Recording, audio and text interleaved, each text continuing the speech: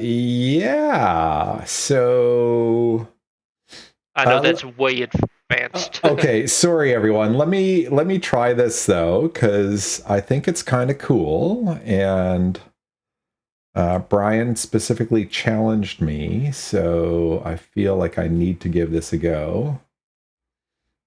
And then and see how much faster I can do it now, because I know how this stupid software works and what I need to do to get things going.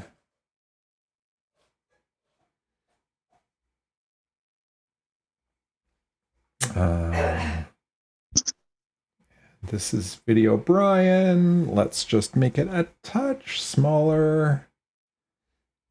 And then we'll lock it. And I'll do another screenshot and show you what's going on with Brian. Okay. And how quickly we can change this up. So add a new file, upload, a new screenshot. Boom. Yeah, just like that.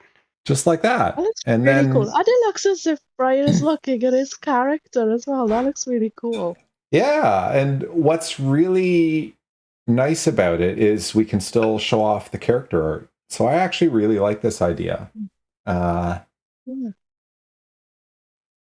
not going to catch my ugly mug on camera, but, you know. Oh, there's no pressure for anyone else to. No. Nothing like that at all. This is all just to have some fun. Yeah. And for people who want to show up, they can. For people who don't want to show up on video, they don't need to. Okay, I am going to take this opportunity to mute and eat a little bit of dinner. I'm wondering what you remember of last week's game. Session 19 of Rime of the Frostmaiden. I know what I remember. We got into a fight against cultists. Max two-shotted and one of the cultist spellcasters. We took one of them prisoner. I can't remember what he's called. He was Tiefling, one of the guys in charge. We took him prisoner, and we was just going to see the speaker. Because we finally found out where he was. That's all I remember. That pretty much covered it. I mean, we tried to talk our way to the speaker, and Pollux was not having any of their garbage. And fights broke out. And oh, they have a stone thing around his neck and a statue thing that I haven't told anyone else about, and this symbol thing that no one knows what it is. Which we should find out about. That'll be fun. Oh yeah, we'll get there. And And I think Pollux drove the guys mad because she kept on asking the same thing over and over, even when they tried to bribe us with money instead. No, that was amazing. I absolutely loved it as a DM. That was Liberty, hilarious. thank you. Oh yeah. Because there was just this thing then where when Pollux was just there, like this little gnome just be like, and just be like, and holding this Grey Dwarf at the end of his chain, which was just hilarious.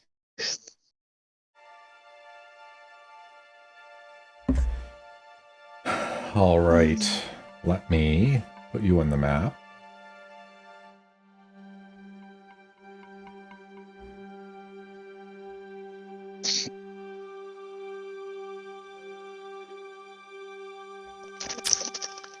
Yay, map change. Just as an aside, in Owlbear 2.0, which they've been working on for a couple of months, and we may see it by March, I hope. I can synchronize our views. So when I load a new map and zoom in on a portion of it, you'll zoom in on the same portion as me and not have to monkey around on your own to try and find your characters, which is really nice. That'd be really cool, considering I haven't worked out how to zoom in on this. Oh, just use the scroll wheel on your mouse. It's a mobile, mouse right? that's built into the laptop, so I can't. It's Oh, okay. Anyway, okay, Right. cool.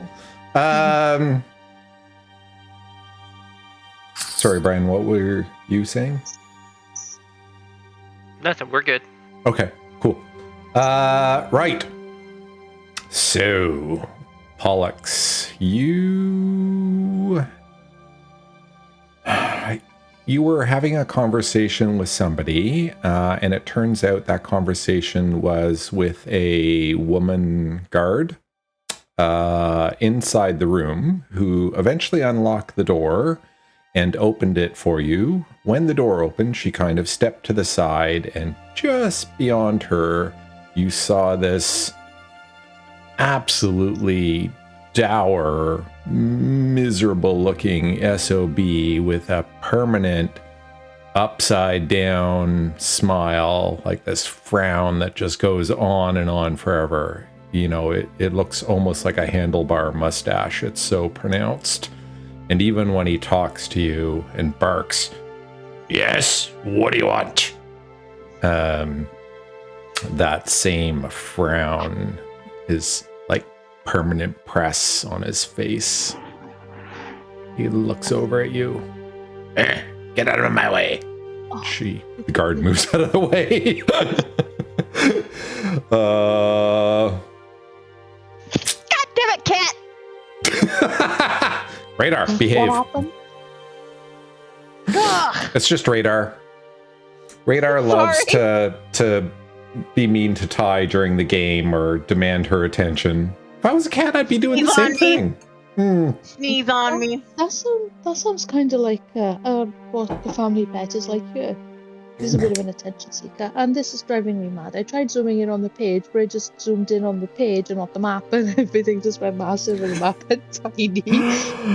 Okay, Pollux, what are you thinking? Crannoc staring you down. We heard that you weren't feeling well, and we brought some really good healers to try and help you. Not feeling well? What do you mean? Oh, yeah, no, I'm not feeling well. Not feeling well at all. Oh, yeah, my head. Oh, and he starts holding on to his head and looking kind of faint.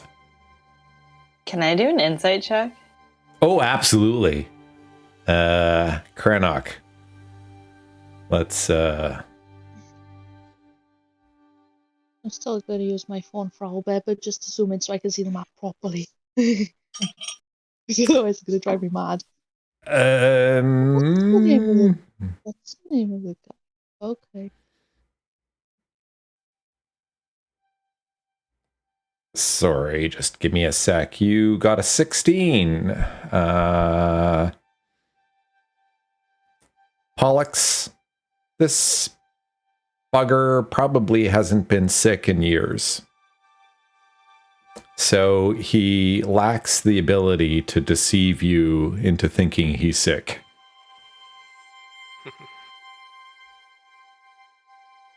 I'm going to kind of give him like a quizzical look and say, okay, Feyani, do you want to heal the speaker? Feyani will gladly skip towards the front of the line if she can and say, absolutely. Crannoc again lifts the handkerchief to his mouth. Thank you, but I'm not sure what I have can be healed by arcane or divine means. We don't know what it is.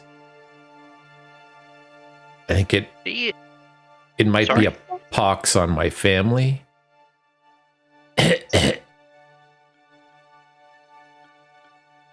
That Sounds like, terrible. yeah. Is Crannoc allowing us to come into his chambers? Oh, I might be contagious, but if you want to come in, feel free. It's your life. I'll walk in. Yeah, Max is going to be right behind her. Party time. Remember, every square is Okay. 10 feet square, not 5 feet square, so your tokens are the correct size. The guard stands in the corner watching you, ready to give you stink eye if anyone gets out of line. Imagine Max is raising two eyebrows as looking like a Grey Dwarf, but he does not care. Kadroth just stands outside the door, watches Naya to see what she's up to. It was the strangest thing. They wouldn't let us see you to try and help. You'd think that Well- they'd want you to get better. Like I said, I'm sick. Exactly. We wanted to come and help you. And they just wouldn't. Oh, that's so kind of you. You know, those priests they have, they're just like really acolytes, basically, and they didn't really know what they were doing, so they couldn't heal me. Yeah, they couldn't heal me, and they were probably worried that you couldn't either, and didn't want you to catch anything. They didn't make it sound that way. Oh, really? Oh, what's in here? Yeah, what's in here? I'm gonna try to open the door.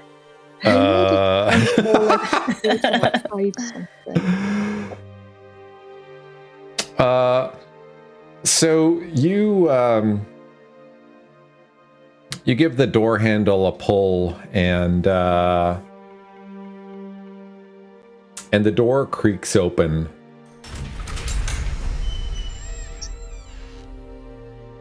And inside, you see what appears to be a bit of an old library.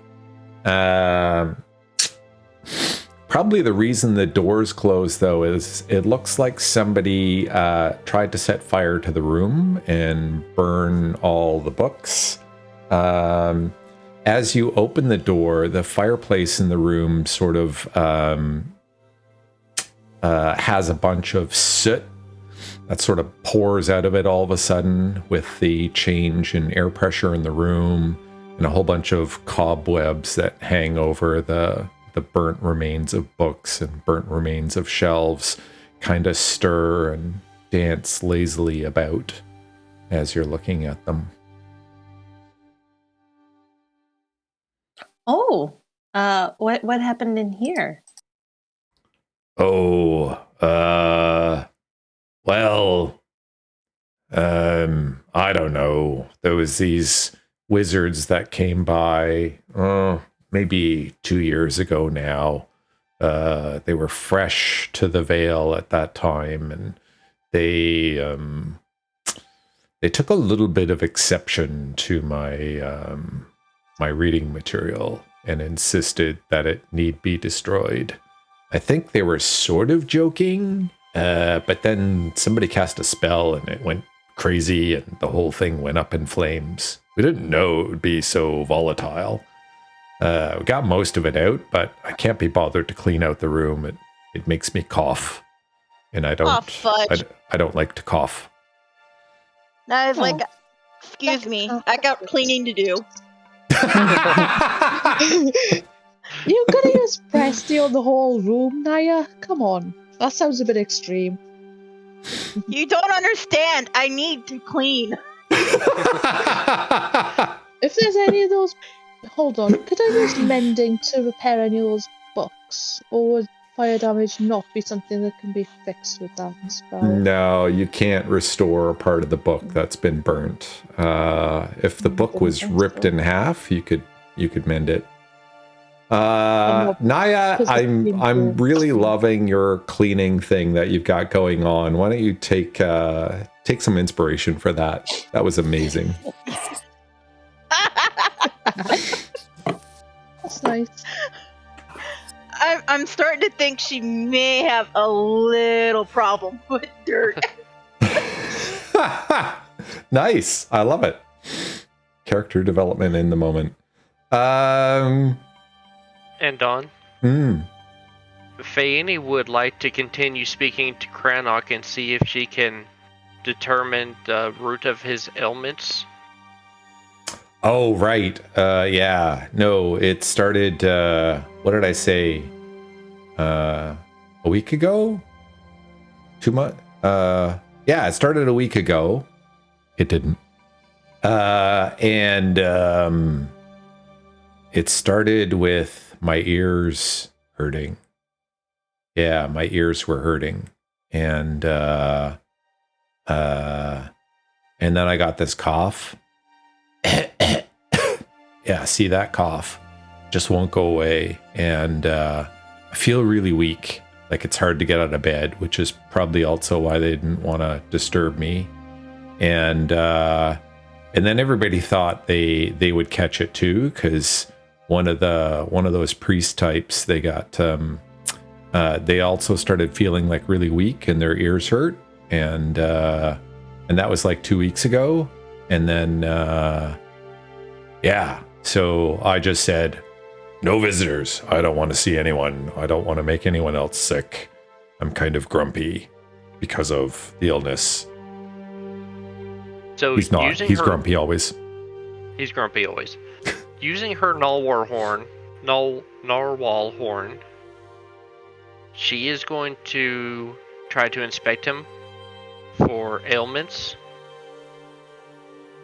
And speaking out loud so Subject 43 can make notes of medical things. And Max is going to listen too, because he could help as well, maybe. Exactly. So, Subject, you're taking notes? Mental notes, yes. Oh, okay. Well, your mental note tells you that he says he got sick a week ago. That's the latest version of the story. And then he said he got one of the cultist priests sick 2 weeks ago. Which makes no sense. So the real thing is Feyani is saying all these things out loud, repeating them, like she's interested in that. But she's actually just trying to get close with a narwhal horn to see if it does anything. Right, because that's subtle. Give me a perception check on Feyani's behalf. Or Arcana, one of the two. Arcana or perception on Feyani, we got at advantage since 3 of us or 2 of us are helping. Not with her narwhal horn. Oh, fair enough.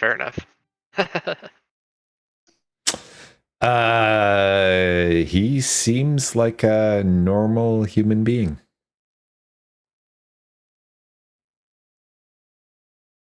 Okay. Or a mundane human being. A muggle. Mundane.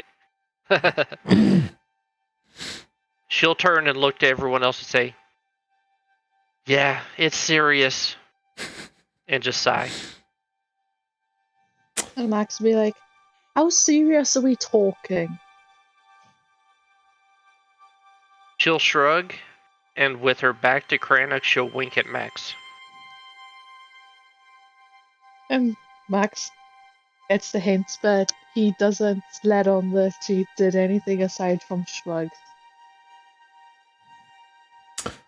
So Crannoc looks at Feyani. So, do you think you might be able to heal me?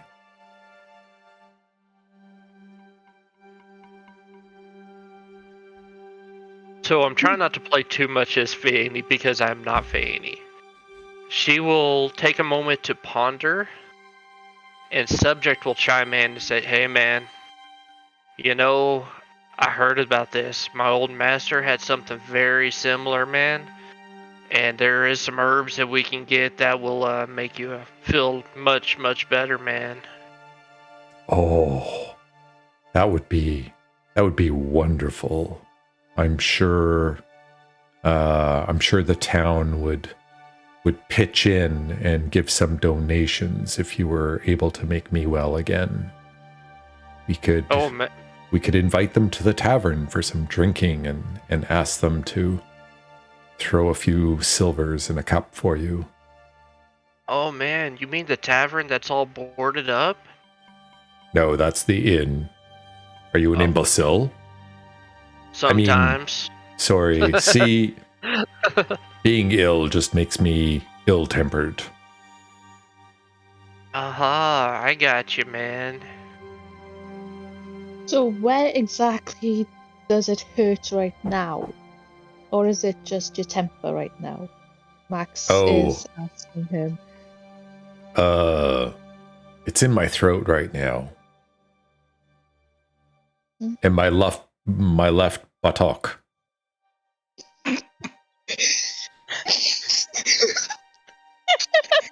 Sounds like you've been sitting down for too long.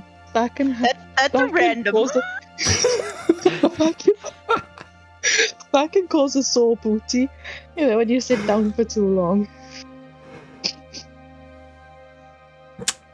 Pollux, your insight, which is still going, tells you that he likely hasn't said a single truthful thing since you started talking, except for his idea of having the townspeople donate to his Get Well fund to pay you.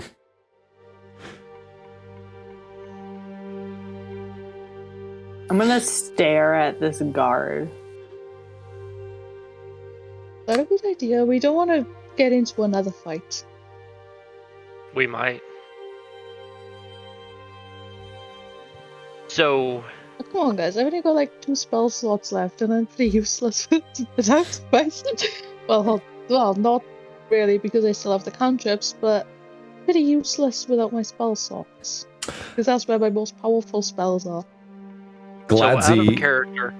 Sorry, go ahead. Sorry, Gladzy stares back at you, Pollux, and at first she's wondering if you're trying to flirt, but then she just starts looking uncomfortable and looks over at Crannoc, and then just starts staring at a point in the floor, like exactly right here, and just not moving her head at all.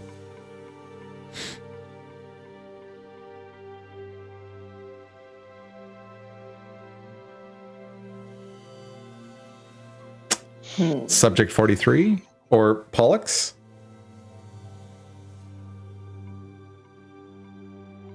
Were you looking to start a conversation? With Gladzy? Yeah. Pollux, that is. Yeah, I was like... Yeah, I don't really know, what to say. They just seem so, nonchalant for, the fact that we just killed a bunch of people downstairs. Yeah, they don't know yet. Yeah, but they surely heard something. It's not as if they're that far away. Max, oops. 2 seconds. I accidentally closed the page on my phone that I'm using so I can see all the labels and everything.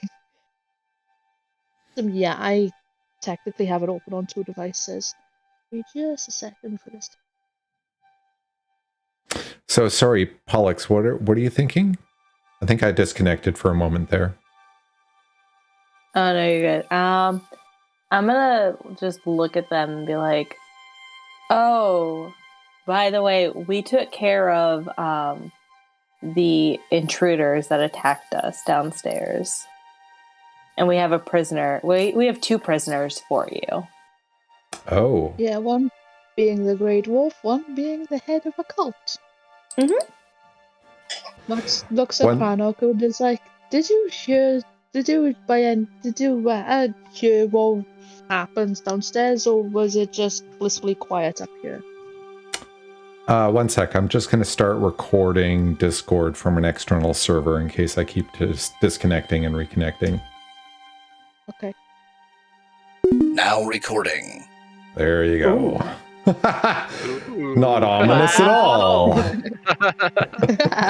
That is the bot named Craig who joined the server about a week ago, trying to up my tech game a little bit. Okay, so Pollux, you admit to murder and mayhem down below. Gladzy looks at you with fear in her eyes, and but she is otherwise mute for now. Crannoc spins around and looks at you, Pollux. What do you mean? What? Max Who is looks down at there? Crannoc. Who did you murder? Max looks at Crannoc. He's like, "Didn't you hear the commotion? There was a lot of noise being made downstairs." Crannoc looks at Max. I was asking her. Who did you kill? And looks at Pollux. I'm gonna get like the big eyes, like, you know, all sweet like, and be like, well, like I said, we were trying to come up here to help you out, and all of a sudden, like all these guys just attacked us. And I'm Like a lot, man. And we only defended ourselves.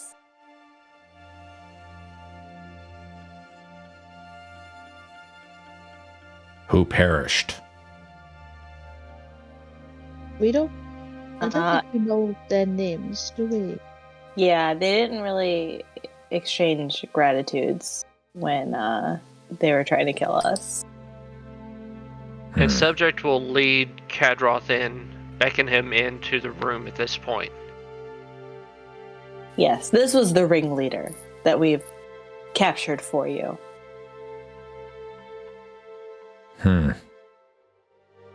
I see. Floof is also... Sorry, go ahead. Floof is also ushering the other dwarf closer to the room.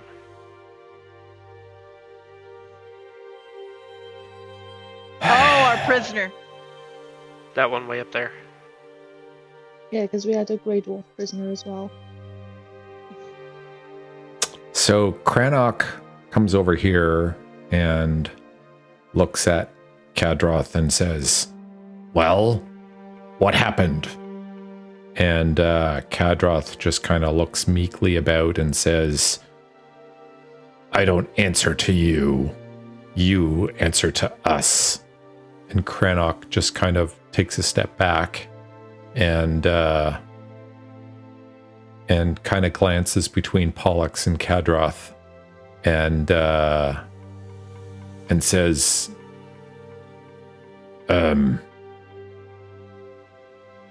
yeah. What does Hethyl think of that? Have you talked to her yet? And Kadroth just scoffs, but is shut up by that. And seems to be fuming. And Crannoc seems to be fuming. And they seem to be at a typical male pissing contest impasse with one another right now. So wait, man. Crannoc's the town speaker. He doesn't report to you, Kadroth, because you're not the town speaker, dude. You know nothing, Jon Snow.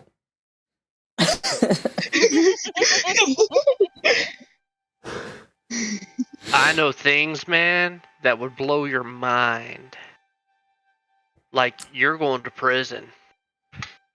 Crannoc's like, right. I'm in charge here, Kadroth. You're answering to me. And if you've done mayhem downstairs and your men are dead, they probably deserved it. You should have listened to me all along. I run this town. You don't run this town. Kadroth says, with venom in his eyes, you're too sick to run this town, remember? Crannoc's like, I'm not sick. And then shuts up. And Max is like, oh, Oh, so you're not sick. Will you please tell us why everyone thinks you are and why you're hiding up here then? Both Kadroth and Crannoc at the same time spin toward Max and say, "Shut up!" It's simultaneously. Which causes Max to smirk because they both said it at the same time. And he thinks it's funny, that they both said it at the same time. Also because I think it's funny.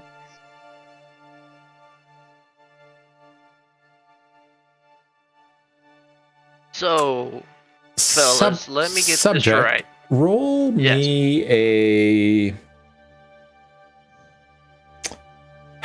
history or insight or perception on the conversation. You have said that you're trying to take mental notes.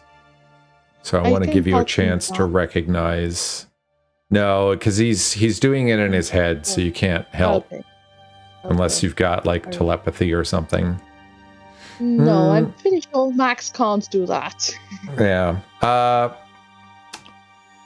Subject, you seem to recall in the exchange, Crannoc mentioned somebody you've not heard of before.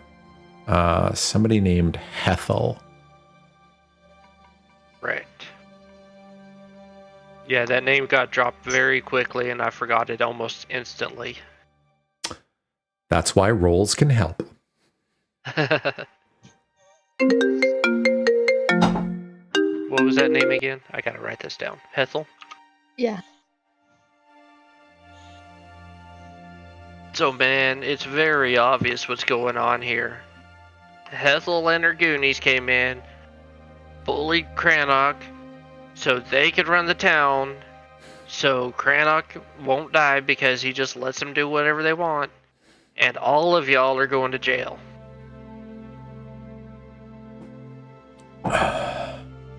Well, those who aren't dead, at least. Yeah. I think we probably killed most of them. They kind of deserved it, though. I'm not denying that. They attacked us. They shouldn't have done that. Kadroth's a little bit speechless right now.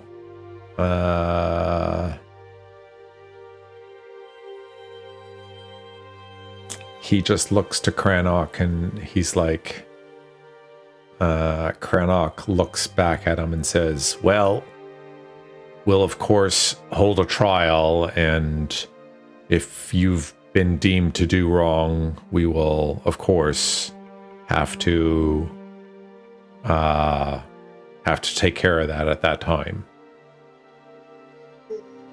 And Kadroth just kind of shuffles a little bit. Do we need to arrest this Hethyl person?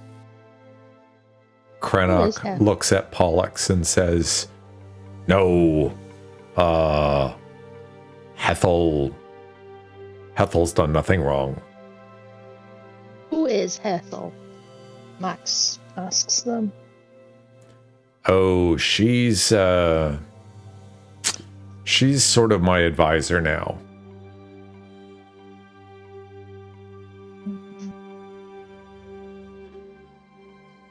Since when? A couple of months, I think.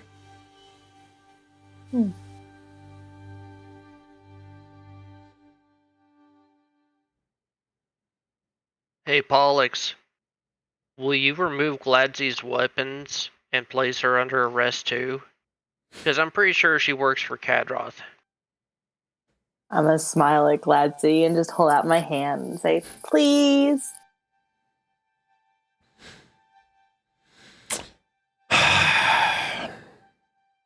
All right.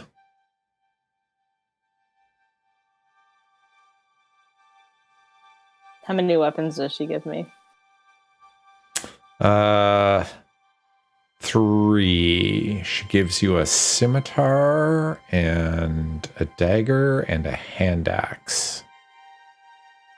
Ooh. Does it look like she's hiding any more weapons on her? Hard to tell. Her robes are You've got a lot of volume to them, so it could well be that there's something else hidden. She's staring down at the ground, and she looks fairly meek. So you would guess that she's not trying to hide anything from you. I'm gonna hand the weapons to Max, and I'm going to essentially pat down Gladzy. Okay. Max accepts the weapons from Pollux, and he's like, "Cool, now I look heavily weaponed because he already has like his mace and his crossbow, and now he has the scimitar and the dagger and the hand axe as well. That's quite a lot of weaponry." So, what now? Crannoc kind of barks impatiently. So, man, who hired all the dwarves that were over at the inn? Oh, they've been creeping around town and stealing stuff for a while now. We had no idea where they were hiding out. They were certainly not welcome here. I'm just going to look pointedly at Kadroth. Are we sure, man, that we don't know who hired them? Because that stone around your neck is just like the ones they've been stealing. Yes, this stone is sacred to us, and the dwarves have been stealing it. I know not why. Does he feel like he's telling the truth? Give me an insight check. That's my best stat. Nice. Oh, that's investigation. Oh, see? Even better.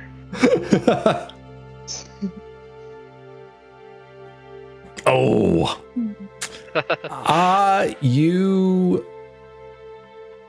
He's telling the truth about the dwarves stealing the black stone, Chartalyn. You're pretty sure he knows exactly why they're stealing it. So, man, do you want to fess up now or later on why the dwarves are stealing this Chartalyn stuff, man?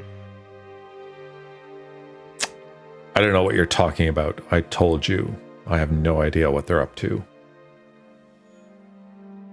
That's okay, man. We'll just set you up in a room later and we'll just get a zone of truth going on and you'll tell us Everything whether you want to or not. you'll tell us your grandmama's secret recipe. Unless you want to tell us now, of course. Max adds on to what Kadroth is saying. He just turns to you and says, "There's nothing more to tell. I don't know what they're up to. They've been a pain in our sides for a while. Thank you for taking care of them."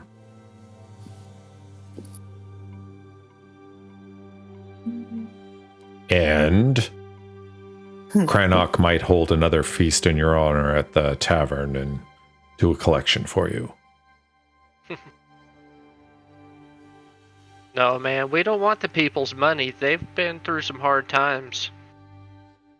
Nonsense. They can show appreciation when you're helping their leader.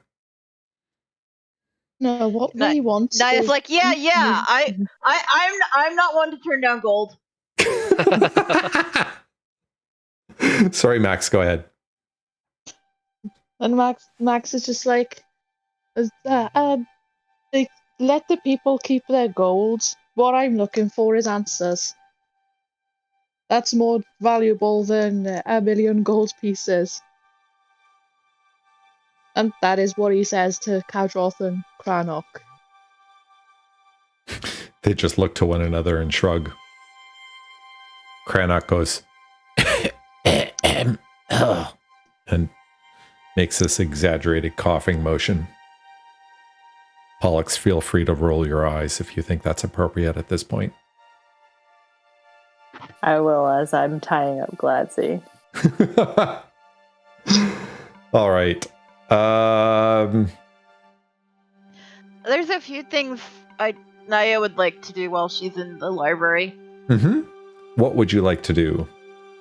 Well, I looked to see it. My disguise kit is apparently a pouch with stuff in it, so I want to dump this stuff out so it's loose in my bag and fill it with soot. Okay. Why? Awesome. Awesome. I have no idea why. Max, you're not. But it could be useful. Max, you're not in the room, so you wouldn't necessarily see Naya doing that. But if she brings it up later, you can talk to her. Character.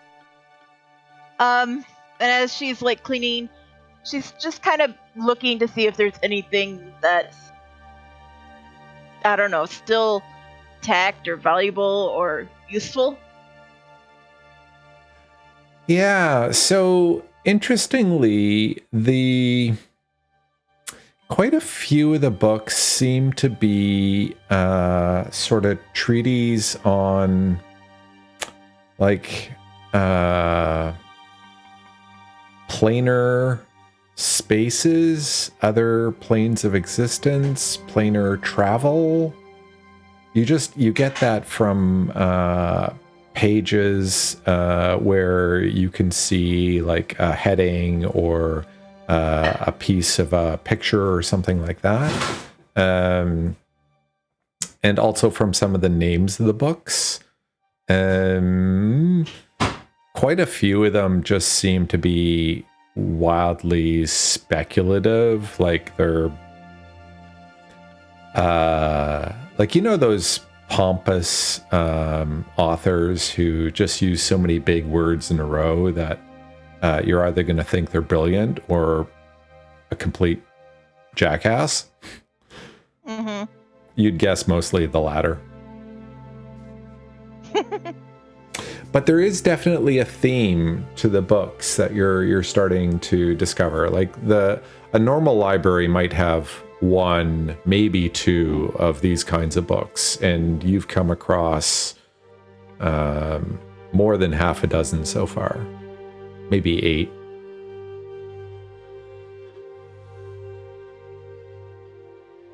Okay. File that away for late information away.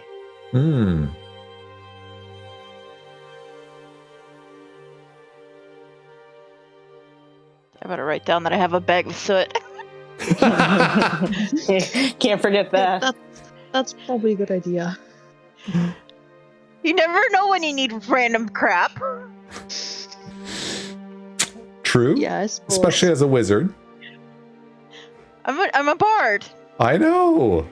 But if a wizard ever joins the party, how much will you pay me for the soot? No, anyway, sorry.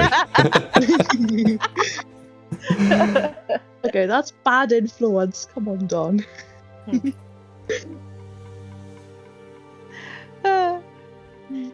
I may have an idea for its use, but...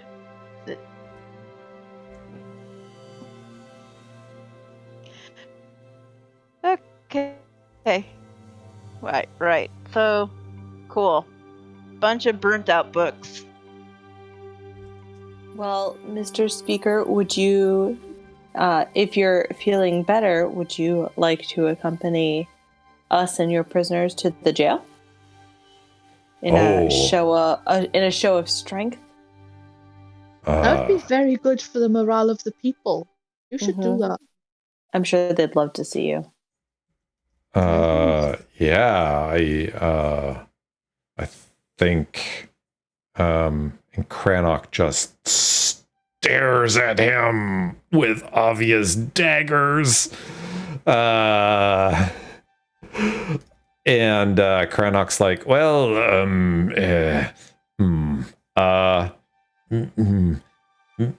maybe Kadroth kind of leans forward almost menacingly. Crannoc's like, maybe we should ask Hethyl.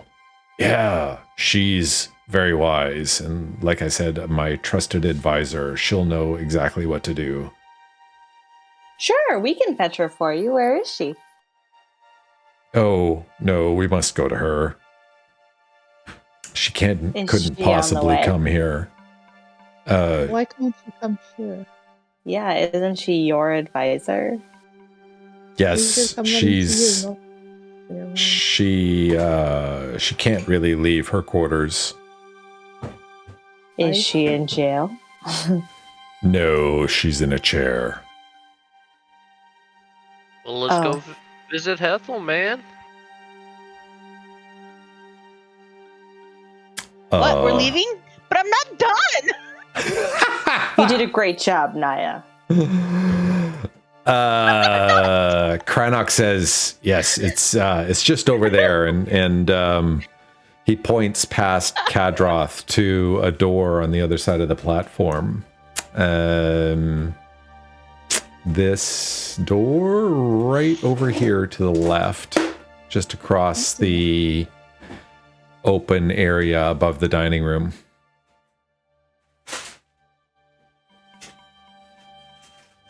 Okay, then subject will. Go. Yep, subject will move up behind Kadroth, lay a hand on his shoulder, and push him forward. Gently Right. push him forward. Crannoc says, Kadroth, lead the way. Kadroth looks at him like, of course I'm going to lead the way, you idiot. There's something with these two, if you hadn't noticed. So Kadroth comes over here and opens the door on the other side of the platform. And whoop, you see a hallway with 2 doors off of it. And he will go down the hall and open the north door, which will show you the quarters of one Hethyl. Hethyl the advisor. Is Crannoc coming too? Yeah, so Kadroth will come into the room and stand in a corner. Crannoc will stand beside Hethyl. And then if any of you want to come in, you probably could as well. So, Why not? just to give you a sense of what this looks like once you are done moving about, I will show you a picture of We're gonna Hethyl. Pile in the old lady's room. Oh, Then right here. Okay, I'm gonna take just you off cram the right map. in. I'm gonna take you off the map for a sec. So, Okay. this I think poor is lady's Hethyl. personal space. So That's why. Okay. Hethyl is sitting in a rocking chair with a small table beside her. There's some pieces of knucklebone trout with what seems to be some sort of a sauce on them. It doesn't look very appetizing because it looks like it's been sitting there for a couple of hours. You notice she's got a peg leg on her right leg, and her eyes look like she's got pretty bad cataracts. She looks, closer to 200 years old than 100 years old. She is a shield dwarf, for anyone who knows dwarves, and she's rocking in her chair and looks vaguely at Crannoc and Kadroth and says, "What do you frickers want? Why are you disturbing me?" Pollux is staring at her leg. Or lack thereof. Yeah. Just staring at it like, whoa. Yeah. So Hethyl demands to know why she's being interrupted, and doesn't seem to notice the others in the room. She seems to recognize Kadroth across the room, but most of her remarks are toward Crannoc. And she continues, "I told you I didn't want to be disturbed. I'm not hungry. I'm not thirsty. I just don't want to see you.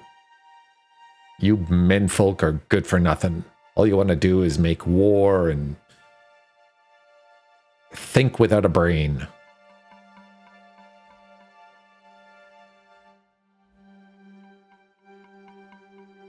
Crannoc just doesn't know what to say. Max looks at her for a moment and he's like, so you're Crannoc's advisor. I like her Ha! already. Yeah, me too. Crannoc's an idiot. I wouldn't advise him unless I needed him to do something. Crannoc blushes, like turns absolutely beet red, like a tomato. Yeah, we noticed that he's not exactly the brightest. Who the hell are you? What makes you think you're bright?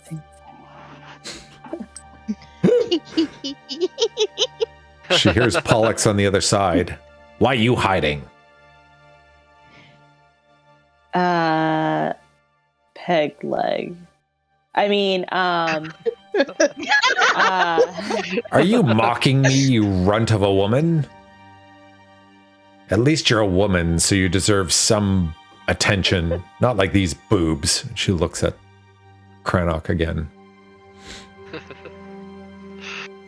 Oh god, I love her. I don't know if I like her as much as Granny, but... So, what do you people want? Why are you disturbing me? You're letting a draft in the room. Close the door. What's that guard doing out there? Why is she tied up? Idiot guard. It was Crannoc's idea to disturb you. Blame him. Mm-hmm. And Kadroth's idea. Blame him too. So what the hell are you people doing here? Well... See, Apparently, it started with a Grey Dwarf. Yeah. Gladzy, close the goddamn door. You might as well have been a man.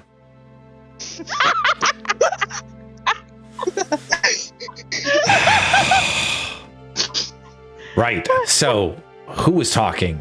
I can't see. Why don't you come closer? What do you mean it started with a Grey Dwarf? Naya will come closer. She says, "Hi, I'm Naya. Well, see, Hi. we found this Clearly Grey you're a woman. Dwarf. Good, well spoken Yes, too. yes. Thank you, continue. My name is Hethyl. Right.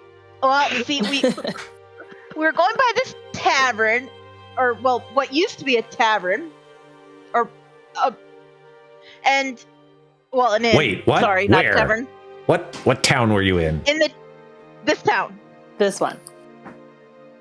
The tavern's fine. It's been open for 2 months Yeah, now. I meant to say the inn. I am so sorry. I'm such a ditz.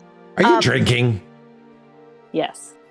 No, there's no beer here. Granny said there is absolutely no beer. Can you believe that? Right, I haven't had mead in 2 months. Good mead. It's a shithole town. Must be run by men. Why do you have a tavern but no mead? Well, unless Good Mead sends us mead, we have no mead. Good mead? See? That's where the mead comes from. Yeah, we get great it. name. So, you were saying... We were going by the abandoned inn, Right. and we decided to check it out Yes? because we'd heard rumors that there were Grey Dwarves there, and we found Grey Dwarves. Oh. Well, that's great. Why couldn't you figure that out? She looks directly at Crannoc. Probably because he's a Crannoc just guy. looks down at her and says, well, Kadroth wouldn't let me leave, so I didn't have the pulse of the people anymore, and I couldn't know what was going on in the town. Turned me into an ineffectual leader, and I'm paying for it in the eyes of my people. Kadroth's to blame for everything. Kadroth just looks at him like, if I could take off one of my tiefling horns and shove it down your throat right now, I would totally do that. Sorry, subject. I was going to try to cut off Crannoc from his lying spiel. How did you want to interrupt him? I point the long finger at him, saying, "Hey, man, now's not your time to talk. Shut your pie hole." Oh, I like that man. I can't see him, but he talks some sense for a man. Right, Naya. Yes. Right. You were We were saying saying Crannoc was a guy, so obviously very ineffective. just so like we my thought we sons. That's why they're dead. Yeah. Ooh. Oh. So You we killed caught these Grey Dwarves. Well, actually, we killed most of them, but we did capture one. Mm-hmm.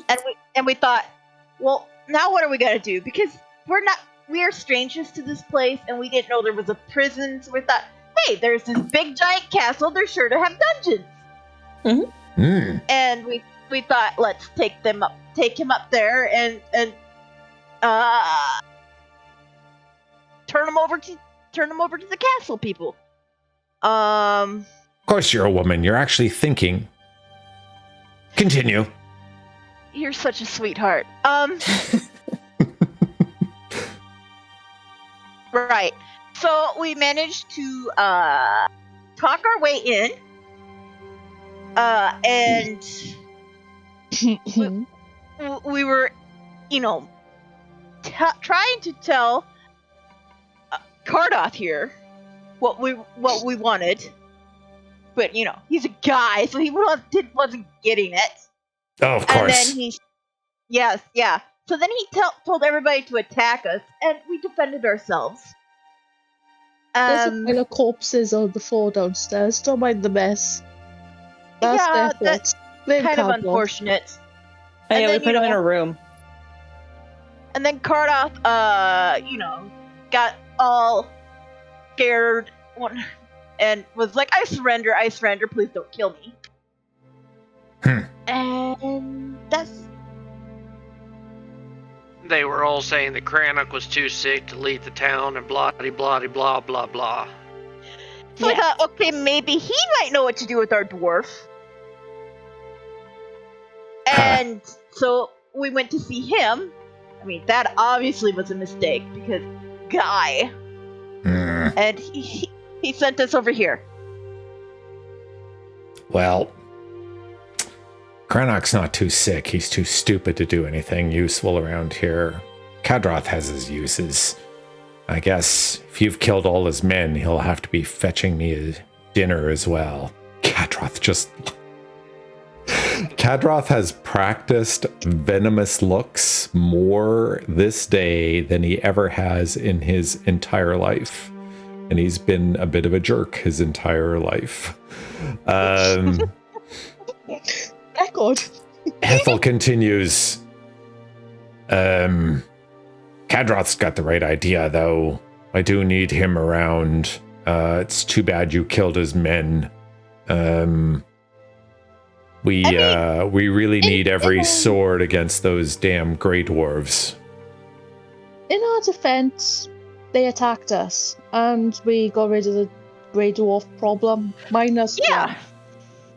Wait. And Max is obviously not counting himself because Hethyl he looks leans like a Grey forward in Dwarf. her rocker, almost looking like she's gonna fall out of her rocker, and she's like, "You're a Grey Dwarf. Why are you speaking? I thought, is this the prisoner?" And she looks over at Pollux and then back over her shoulder toward Naya. Why isn't the prisoner tied up? I thought you were smart. Yeah, well, I mean, we're also a group with a lot of guys, and sometimes you just have to compromise. And you probably just can't see the bindings from where you're sitting. Max is standing right next to her. I'm sure she looks. No, it's like shoving them back, like, get.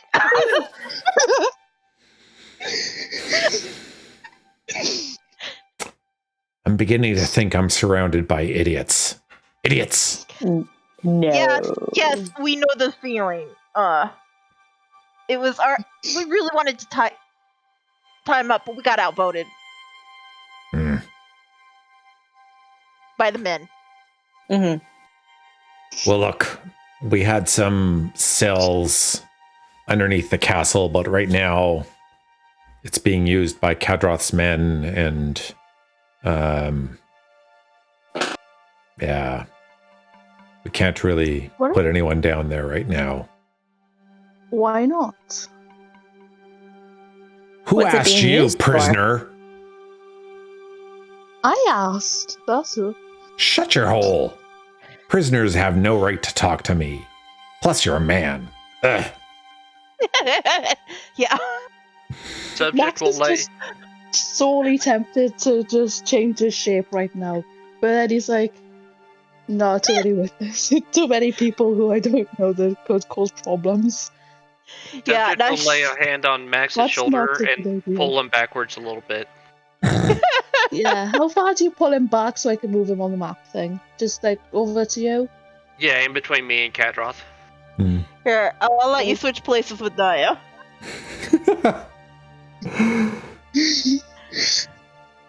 So, Hethyl looks at all of you. Well, all of you being Naya and Pollux, and Feyani hiding in the background being really quiet. Why is she so quiet? Dragon got her tongue? Ha ha ha! So look, She's just taking it all in. are you going to keep helping us with this Grey Dwarf problem we have? I appreciate the prisoner, but there's lots more mischievous dwarves about, causing all manner of havoc. There are? Maybe you we can can tell help? us what you know. Well, as far as we know, and this is from Avarice, they're led by an older guy, Zardarok Sunblight. He's got a couple sons in Icewind Dale helping him out. One of them is, I don't know, he was hanging out, I think in East Haven, and another has a small fortress up in the hills somewhere. Anyway, they've taken over an old fortress, I think maybe by some of my people. Nobody really remembers when we left that place. But anyway, it's a big fortress just up in the spine of the world a little bit, and they're up to something no good. Avarice thinks they're collecting Chartalyn to basically power some kind of big magic thing.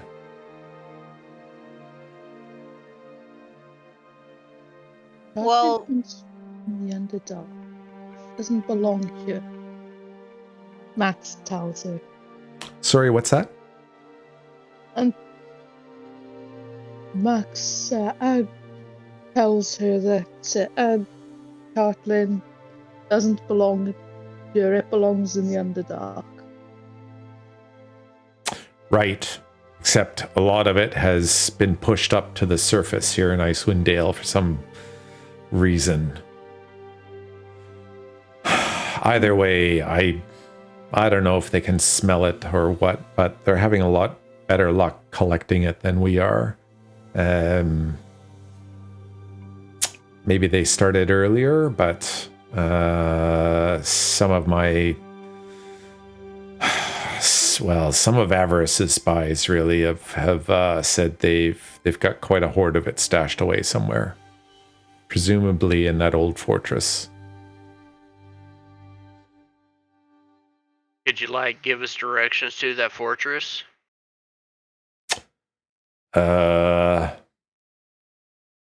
These gits might know. And she points her nose over toward where Max is standing.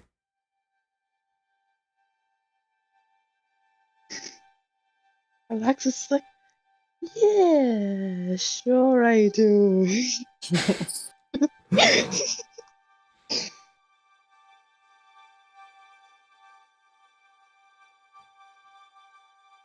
Well, Man, do you think it'd be okay if Crannoc accompanied us and the prisoners to the jail? We think that it would be a good show of his strength to see the people again. Like I said, the only jail cells we have around here are underneath the castle. Everything else has been unused for a long time and probably doesn't function anymore. I'm sure the prisoners could double up. We currently don't have any prisoners, is what I'm saying. So then what are they using it the downstairs for? Oh, Kadroth's men.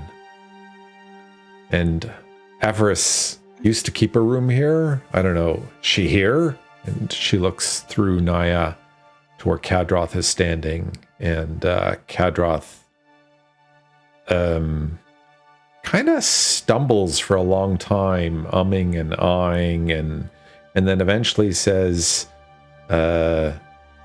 yes, Hethyl, I think the mistress is here right now.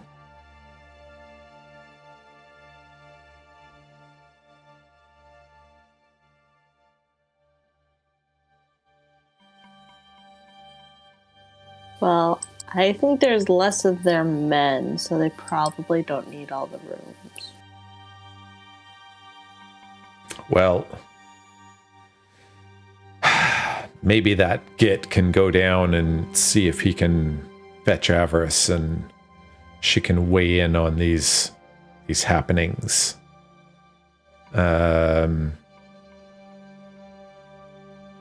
Kadroth sort of makes a motion toward the door.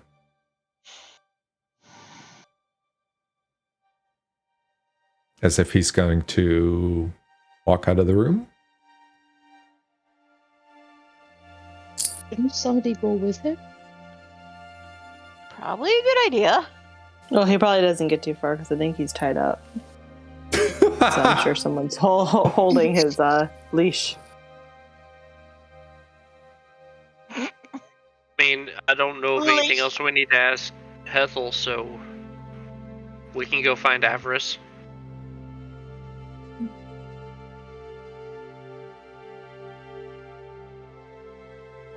Sounds good. Subject 43, are you going to suggest that to the party out in the open? No, but he is going to start moving towards the door. Is he going to be taking Max with him, pretending so that he's guarding the quote-unquote prisoner? I mean, he's not going to put on that big of an act, but he's going to pat Max on the shoulder and give a little head tilt, like, come on. Okay, then Max will follow subject 43.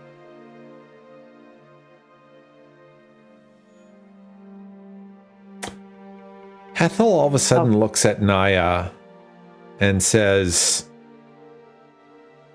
"You. Yes? Don't go down there."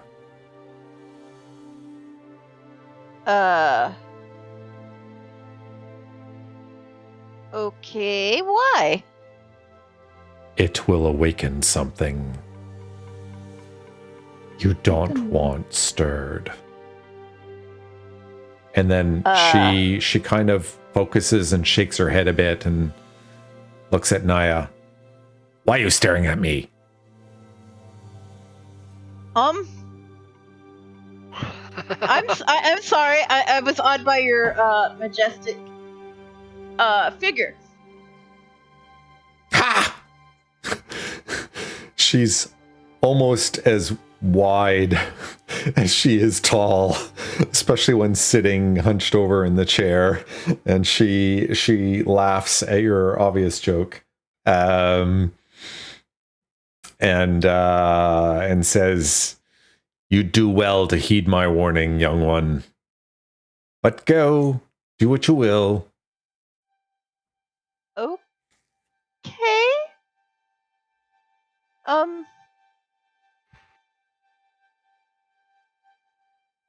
I am definitely going to keep that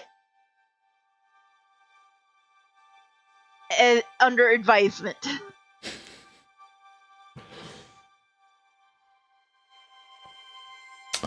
So, are you bringing all the prisoners with you?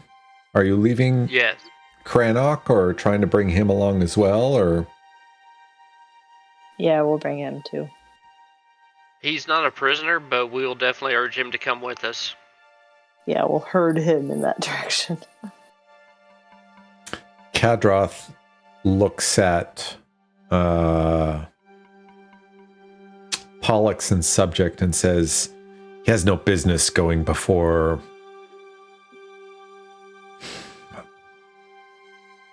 her. And Crannoc looks a bit sheepish and then says, but I'm mayor of Caer. I need to know what's going on here. I'm gonna whisper really loudly, speaker. Your speaker. Right. Speaker. All right, children. Out of the nice lady's room so we can go on downstairs. And so she can get some rest. Right.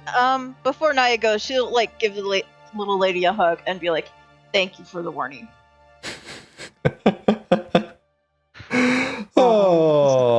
Hethyl kind of gives you a little shoulder hug back. One of her arms kind of hugs you around the waist. The other arm, it kind of shakes a bit when she tries to move it, and isn't very mobile. She drives a knife into your abdomen.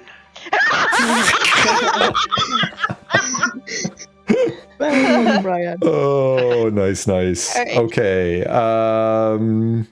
So listen, I am going to suggest I'm going to move you on the map downstairs, and we should probably take a 10-minute break right now so I can do that.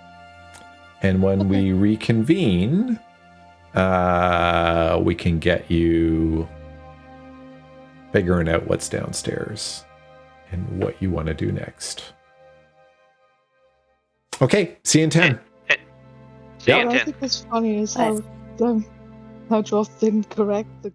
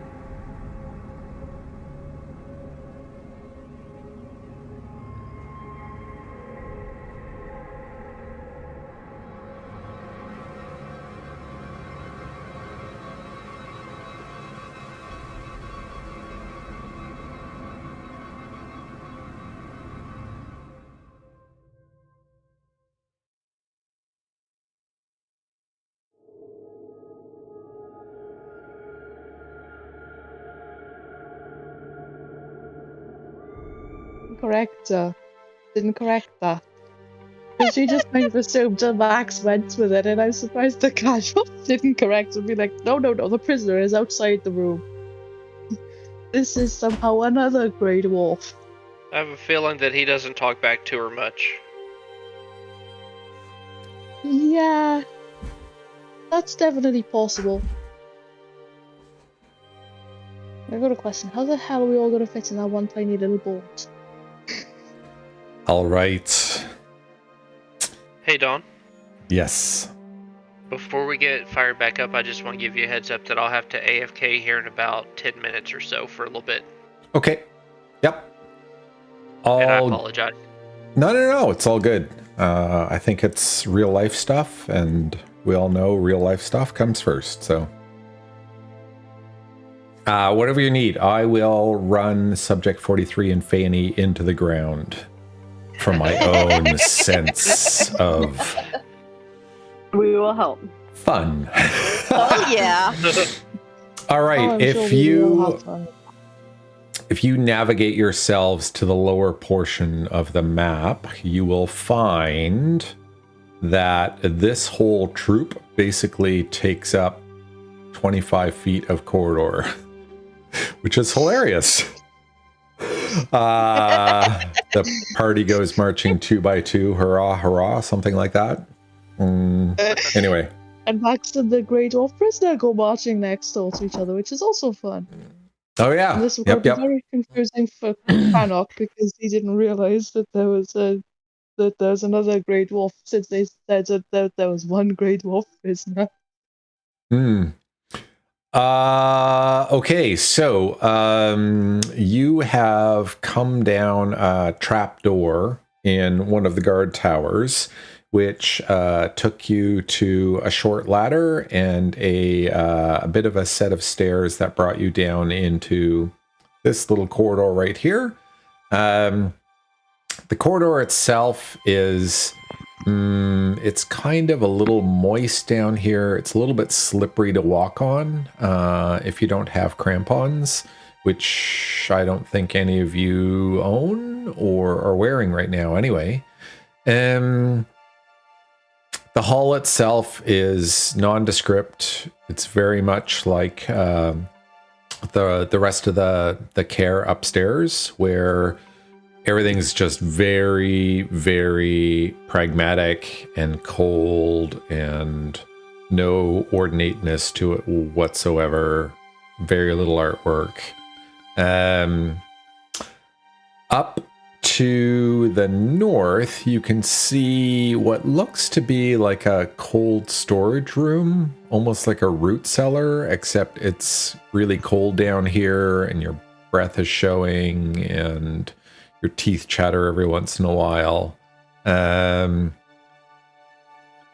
You see maybe some sacks of potatoes or something. They're kind of long and skinny, but winter storage maybe. So other than that, you are currently facing into a very, very long hall, 20 feet wide, and it extends almost to the edge of your vision. You can see a door at the far end of it, but more interestingly, the hall is filled with water that is frozen on the edges, and there is a rowboat that looks like it could comfortably seat 2. That presumably is used to row up and down the hall. Pollux, you're randomly first, you and Feyani. Feyani looks to you and kind of shrugs a bit, as if asking for some direction.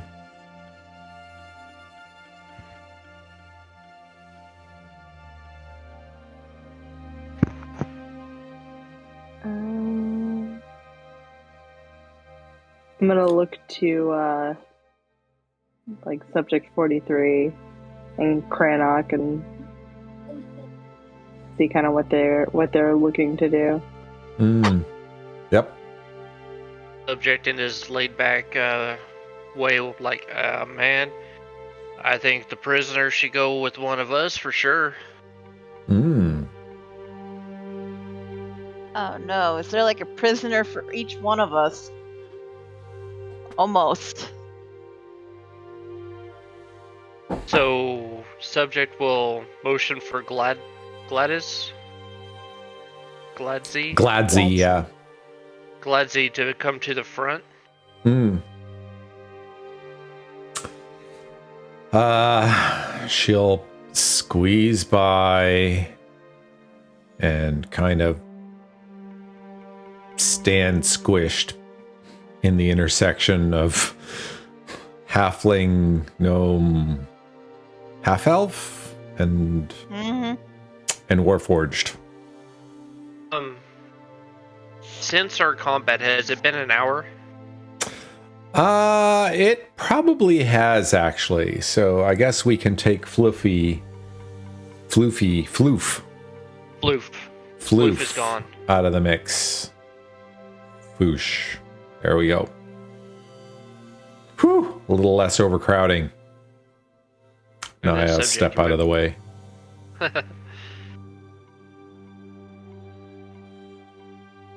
Musical people. So sorry, what are we doing here? Pollux, man, do you and Gladzy want to go first? Oh, we can go first.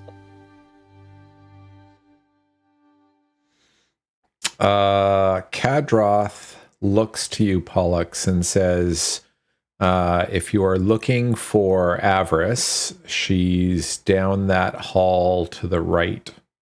And he points to a location that's about 30 feet away. You can see the ice is doesn't go all the way up to the wall, and there seems to be a bit of a hall right at the water level that goes to the south. Hey, real quick. Mm-hmm. Does this boat have any kind of chain on it so we can pull it back?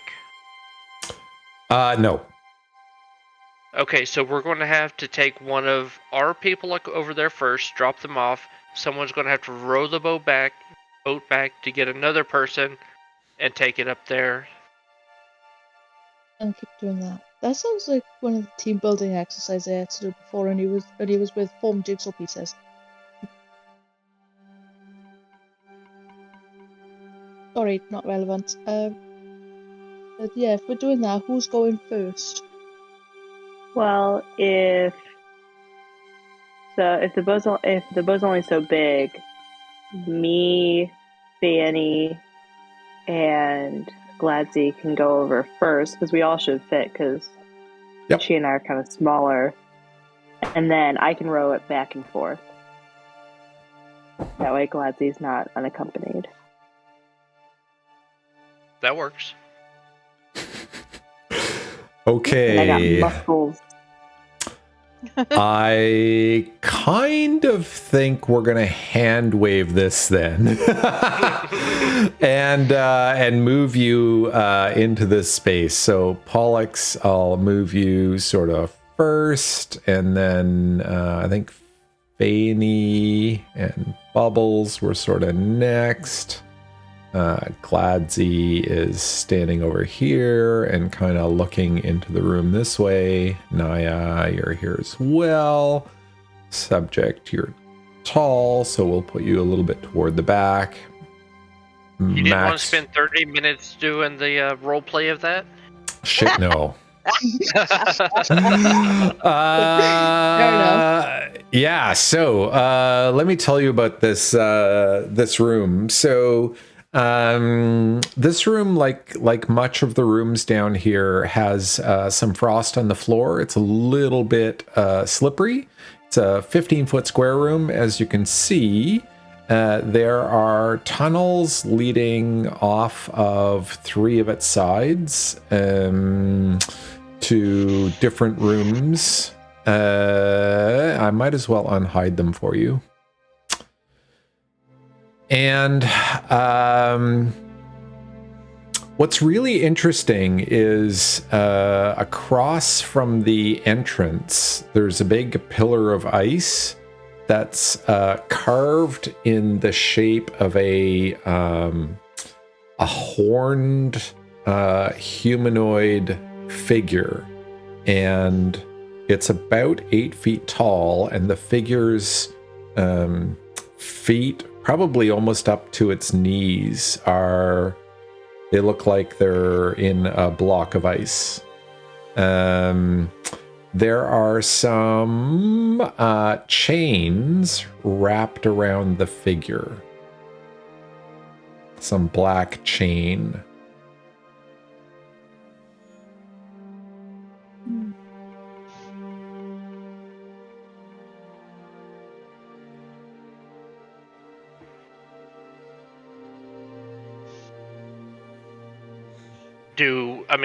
Looking at it, does Feyani, your subject, have any idea who this might be depicting? Give me a religion check at advantage. Okie dokie.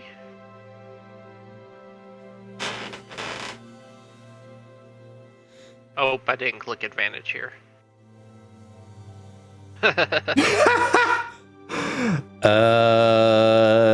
It looks like a person caught in ice. Like a horned humanoid caught in ice with a chain wrapped around him? Yeah, something like that. It's as much a mystery as lots of the other things you've come across in here. Can Max take also look at it? So, Kadroth, you hear, says something. Let me see what languages y'all speak. Y'all, there I go. I'm like becoming an American. Okay, I'll be back in a minute. Yep. Okay.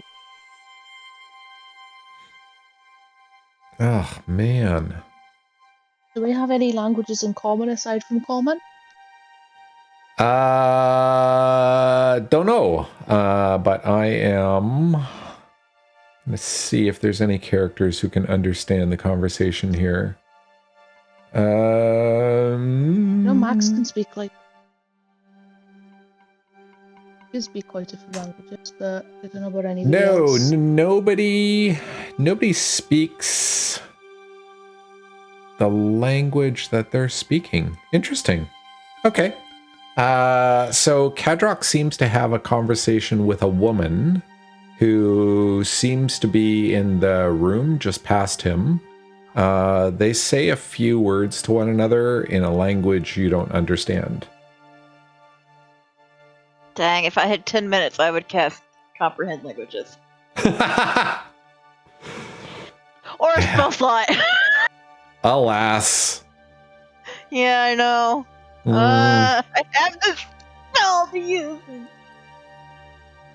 Oh well. Right. Naya, what are you thinking? Other than if I had 10 minutes. Yeah, right. What am I thinking?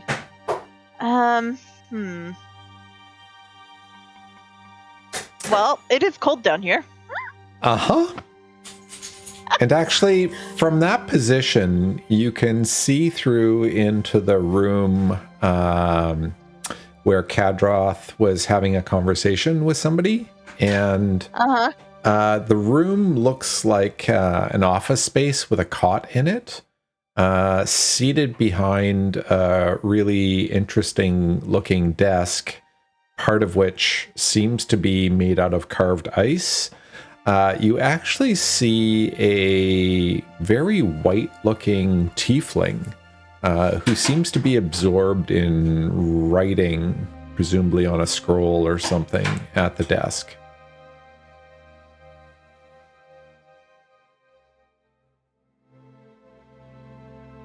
And she seems to be ignoring everyone. A good thing or a bad thing?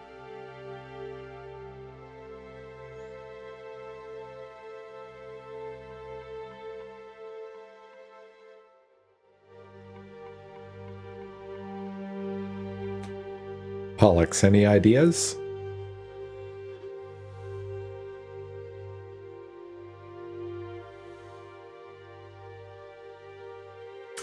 Somebody new who might want the prisoners or might want to pay you?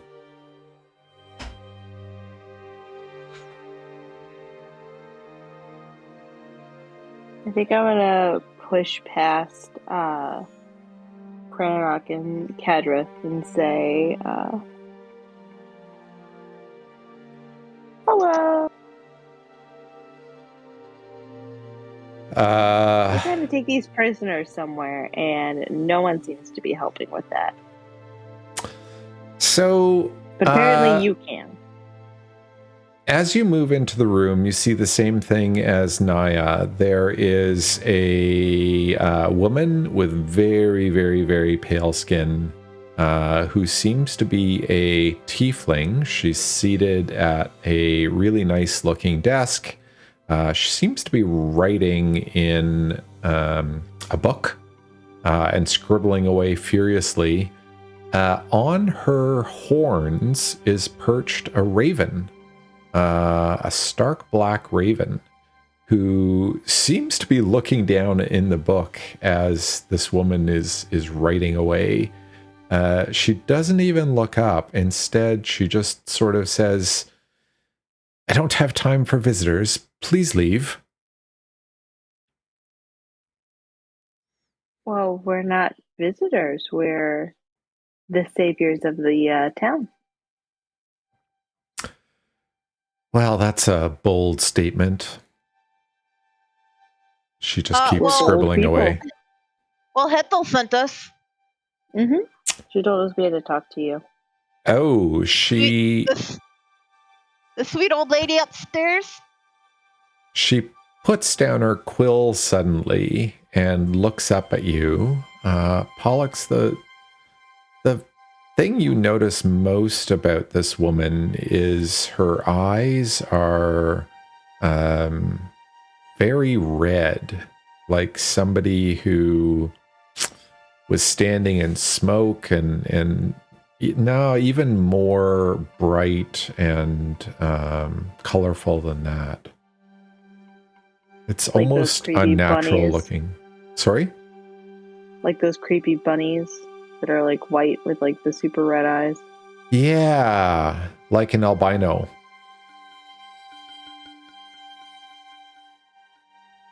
I'm just gonna smile awkwardly at her.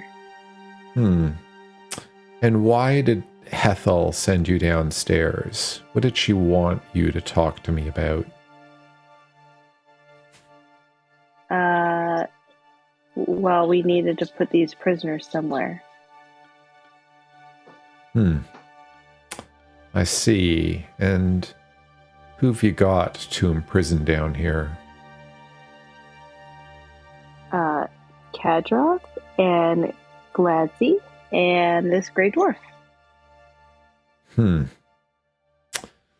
Well, I agree that the Grey Dwarf should be imprisoned. Kadroth works for me, however. I don't think I'll be putting him in prison anytime soon. Well, he attacked us. Interesting. She raises an eyebrow at Kadroth.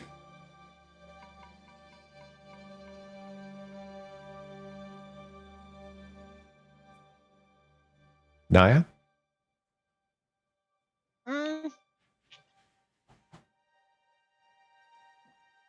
Right.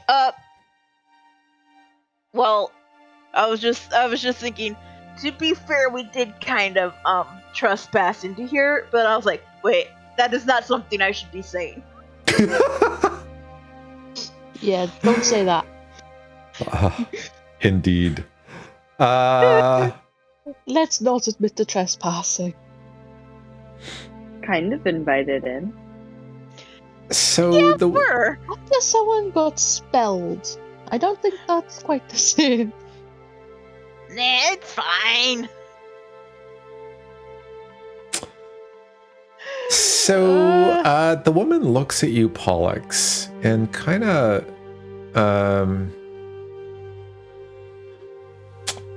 asks you suddenly, do you know Astrix?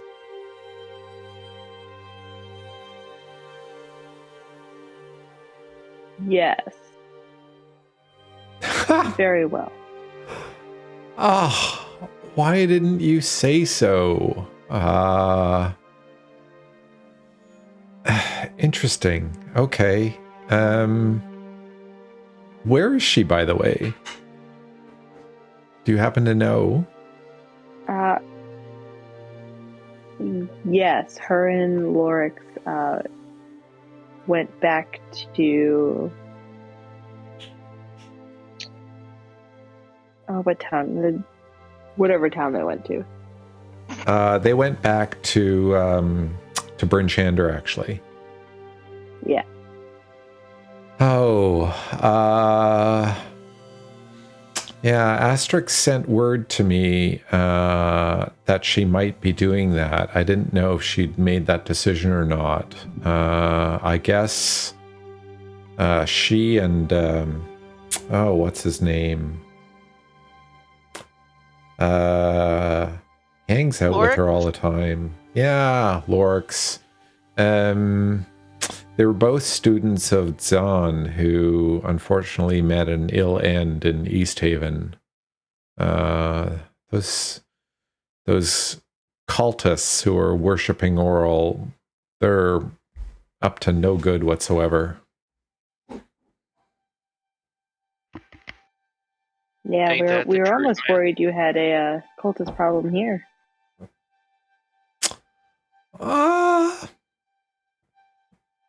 She looks at Kadroth.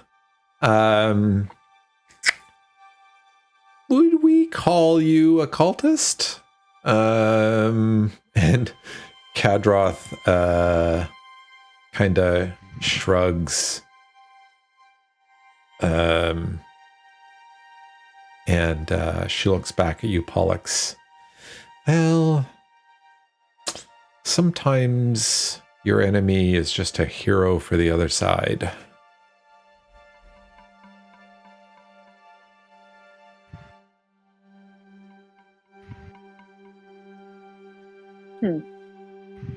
So I'll gladly take the dwarf and lock him up.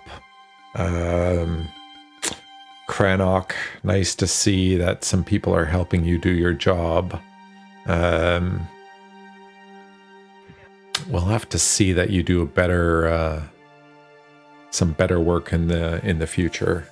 You might want to up the security. I mean, we just waltzed right in. Yeah. Well, that you'll need more security.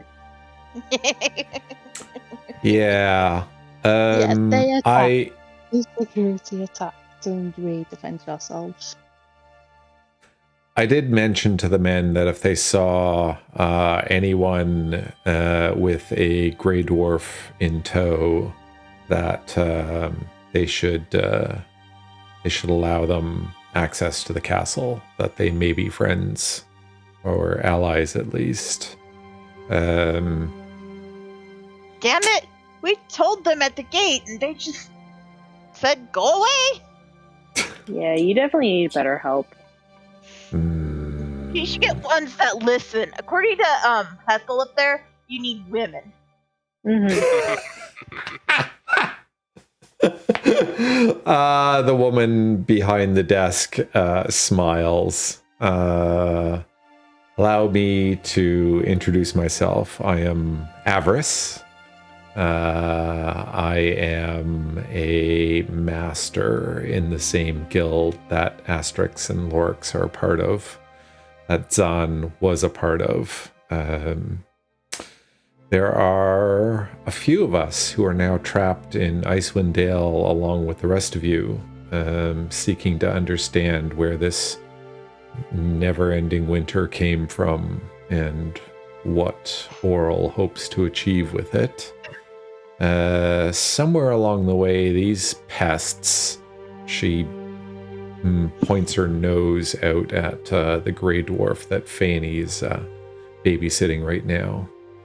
Somewhere along the way, these creatures came into Icewind Dale unhindered because of the lack of sunlight, and seem to be trying to steal all the Chartalyn they can get their hands on. Man, that not liking sunlight thing, and they're almost like vampires. And about as useful and trustworthy.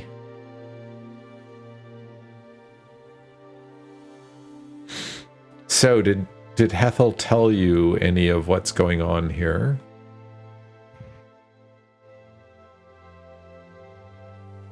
No.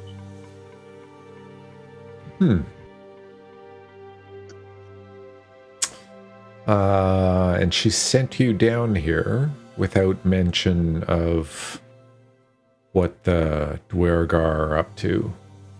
Those Grey Dwarves. She did kind of talk a little bit about it. She said they were collecting the Chartalyn to make some giant magic item. Took over some fort in the hills. Yeah. They might be making something. They might be looking to power something. It's some old, decrepit warlord named Zardarok. And he's got a couple of sons that do his bidding and provide him with a bit of muscle. They've largely been coordinating thefts throughout Icewind Dales, mostly 10 towns. And yeah, they've taken over an old dwarf fortress, at least I think it's a dwarf fortress, up just into the spine of the world, just outside of 10 towns. I've not seen this Zardarok character, but his sons mention him a lot, and some of the Grey Dwarves we've captured and encouraged to talk have told us his name, Zardock Sunblight. Do you know where this fortress is, man? No, I don't know for sure. There was some talk that that some of the Duergar parties carry a map with them so they can find their way back. It's very hard to work your way through the passes to get to, I understand.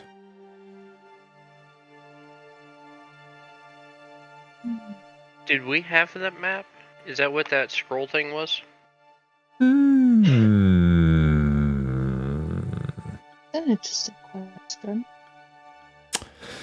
You found a letter from somebody named Dearth to Zardarok. It was wrapped inside that invisible scroll case. And it, in and of itself, is not a map, per se. But it does give you some clues.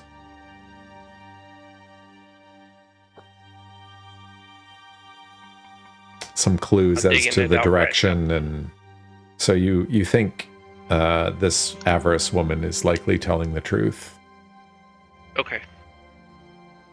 Spine of the world. That is where I really want to go. Indeed. You feel a drawing.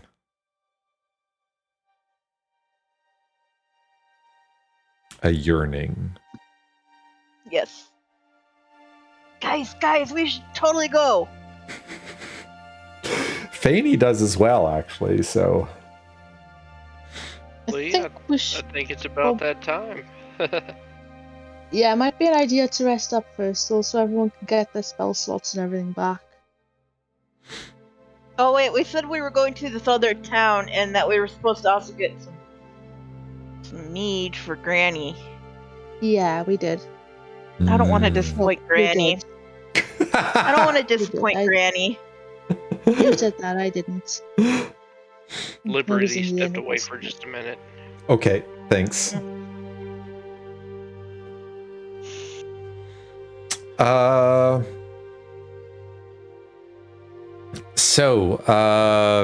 Avarice looks to you and says, I understand that you've helped out Astrix quite a lot. Indeed, from saving her life up on Kelvin's cairn to helping her feed East Haven and be thought of as like a little bit of a hero along with you guys up there. So you've done a lot to help us with our reputation here in Icewind Dale. Of course, if your future plans happen to see you cross paths with Zardarok, and like me, you think his plans for the world are likely up to no good, I would certainly help you in any way I can, and would be deeply appreciative if you were to convince him that he should turn his attention elsewhere.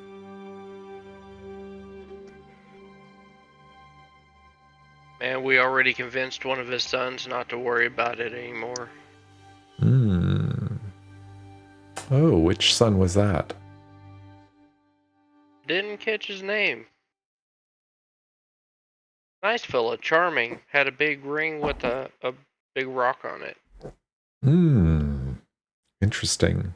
What kind of rock? Oh, A pretty one.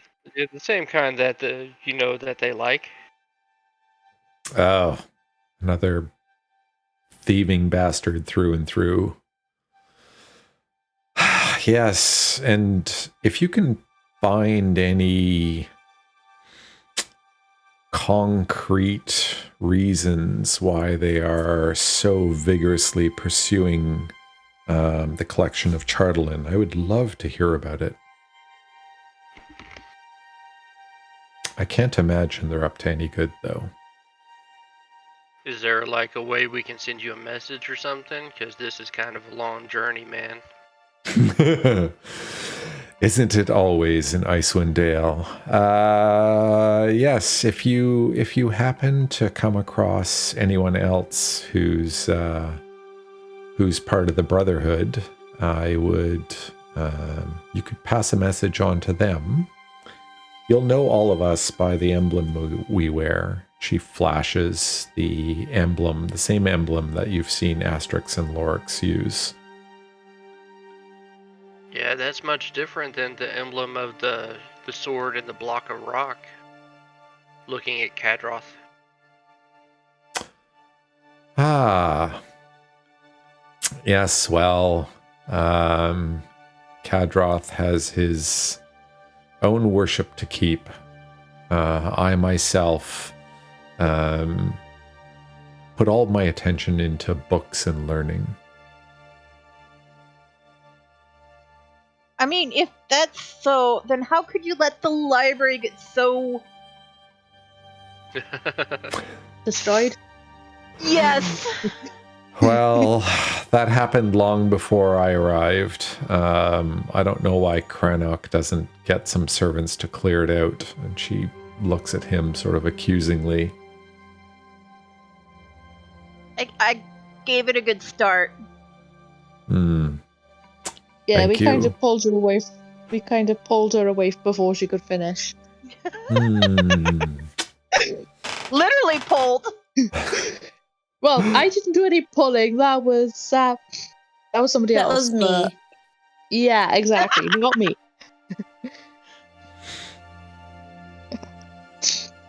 I'm sorry, I like things neat and tidy. It's okay.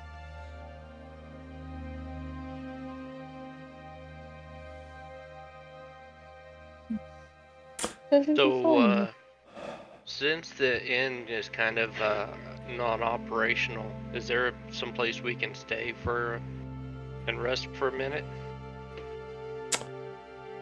There are some servants' quarters upstairs that might be more to your liking.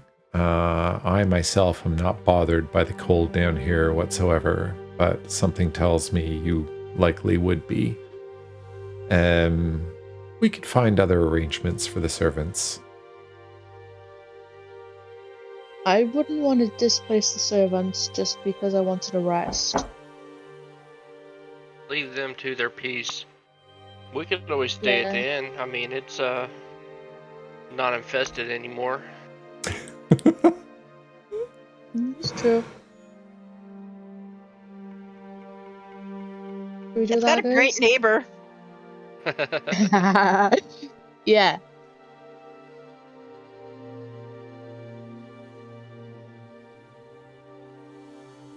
So subject will look quizzically to the rest of the party, as in a silent question of, is there anything else we need to do down here? We like check out all the other rooms. Go exploring. I need to find this thing that I'm not supposed to see or whatever. The great evil. Yeah, that might be a bad idea. We can always come back and do that later. I think it'd be a great idea. Well, whatever. I mean, I do kind of want to go see the spine of the world, so. Yeah.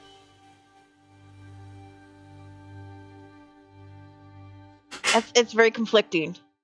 On the one hand, we're here now. On the other hand, the spine of the world is calling. Yes, it is. It's saying my name. All right. Do you want me to move you back to the main level of the keep, or where do you want to go?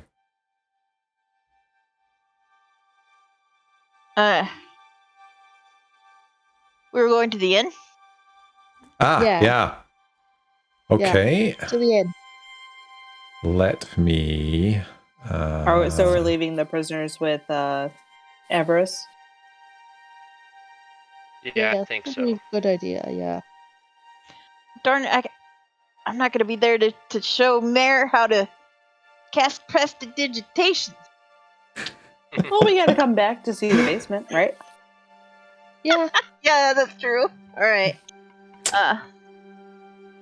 Nice. Okay. I just little kid on the way out. Give me 1 sec.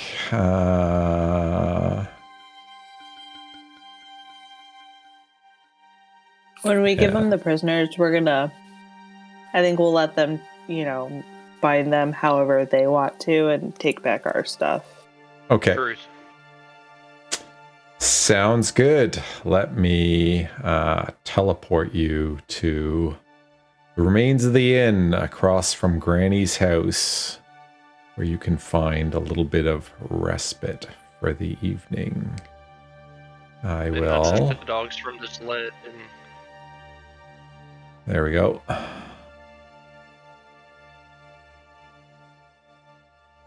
When we take the dog sled up there, would that be teleported too? You didn't actually teleport. I'm just like moving you quickly on the map. Oh, okay. Right. So, you can mosey along wherever you'd like here, and I'm not sure why your tokens are not the right size, though.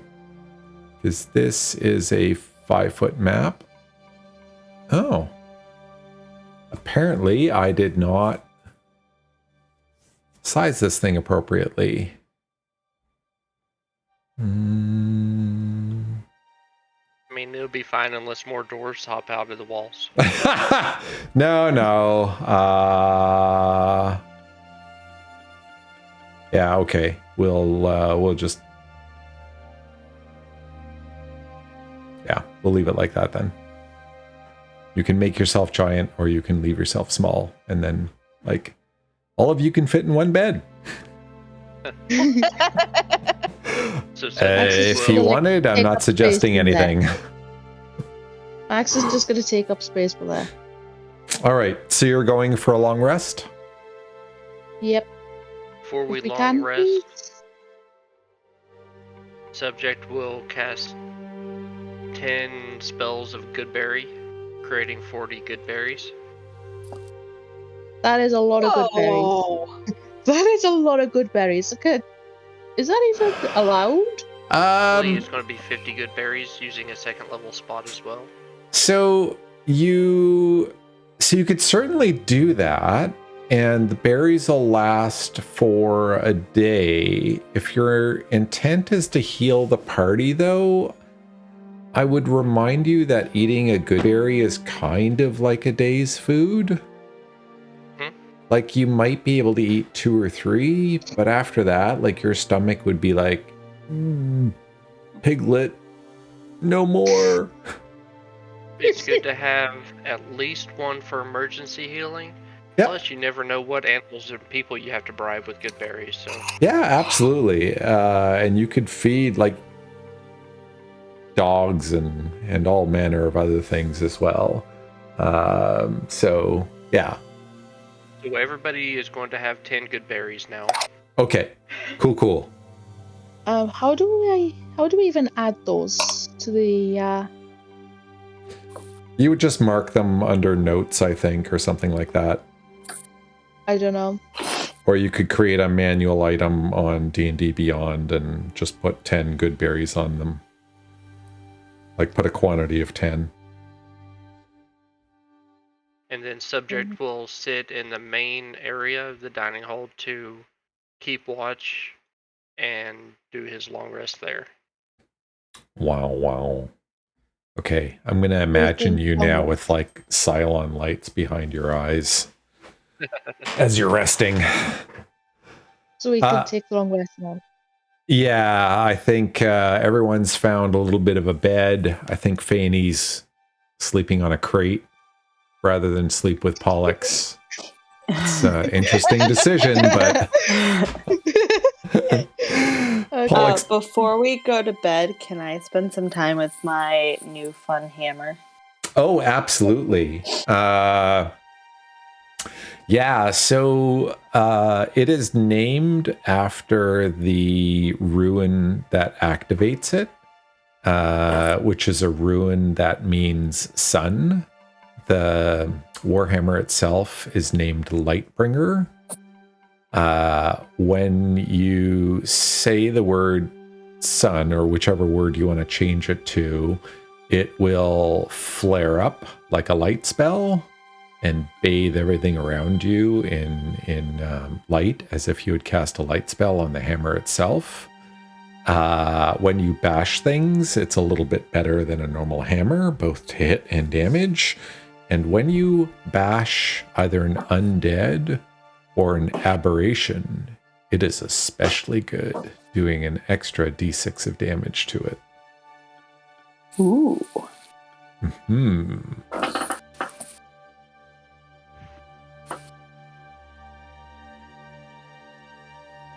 Does it require attunement? Yes, it does. Okay. Would you be able to send me that info so I can add it to my sheet? Absolutely. So you can treat it as a +1 hammer.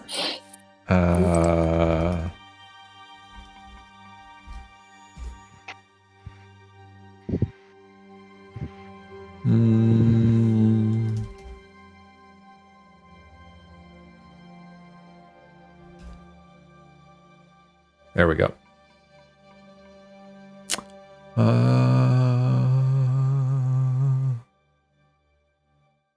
Oh, it glows like a torch when you give the command word.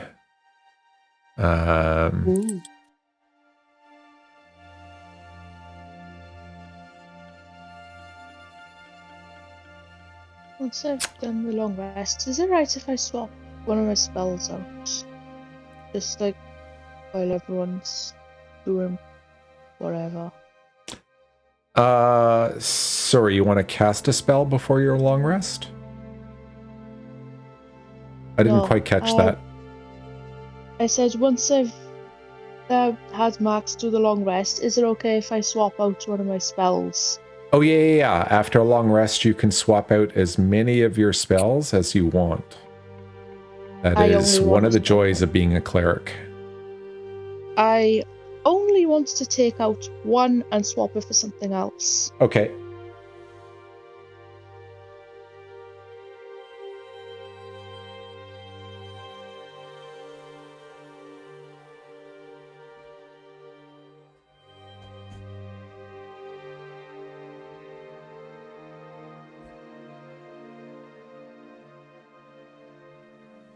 Okay, I have DM'd you Liberty with the details, so you can add it as a +1 Warhammer, as I said, and then anytime you hit an undead or an aberration, you can also do an extra d6 of radiant damage. And if you want, I can help you add that to your character sheet as an extra action.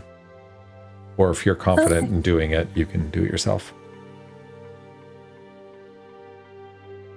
I'll try to figure it out. Okay. If you can't, just let me know and I can add it. I've been doing all kinds of extra actions for all kinds of stuff. All right. Everyone, you can take a long rest. Wasn't that ring we got from the dwarf magic? Or was it just that it was something with the Feyani's horn? Yeah, the Chartalyn itself, whenever the narwhal horn gets close to it, the Chartalyn, the horn gets a little bit warm. It's not a magic item, but it is intrinsically magic.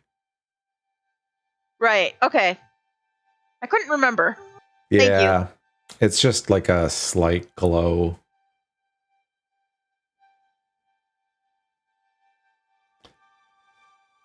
Good to know. So,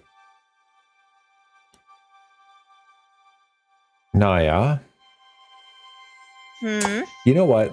Let me direct message you rather than bring it up here, because I don't know for sure if you'll share everything with the party. Yeah, sorry. Let me do that. You have an interesting dream, but we'll leave it at that for now. So everyone wakes up, bright-eyed and bushy-tailed. Nobody is leveling up. Sorry. What would you like to do? I think I heard a couple of different options. Save the mead? Or... I mean, we're already kind of on the dwarf hunt. Dwarf? Yay! Short little gray people hunt. Yes, they are in the opposite direction, the spine of the world. So let me move you onto the big map real quick. And let's talk about your options. So you are actually currently not in East Haven, but in Caer Dinaval. You know that the spine of the world interesting stuff is sort of generally in this area somewhere. So there was a dream about something maybe down in this area. You kind of think, according to the letter you read, that the fort, the dwarven fort, might be down here, like along this river that leads from Lac Dinishir. So it could be this area, or it could be this area that you're interested in. And then Goodmead is right here. And East Haven, where the people are eating well, is right here. And there was something we were doing in Caer Konig, right? Yeah, so you do know that Fanis from that wonderful, wonderful group of worshippers of Auril He was spending a lot of time in Caer Dinaval and Caer Konig. Didn't we also hear that the dwarves were in Caer Konig? Yeah, supposedly he was doing something with the dwarves. Yeah, he was doing something with the dwarves, and he was spending a lot of time in Caer Dinaval and Caer Konig. It could be that the dwarves are in both those towns as well.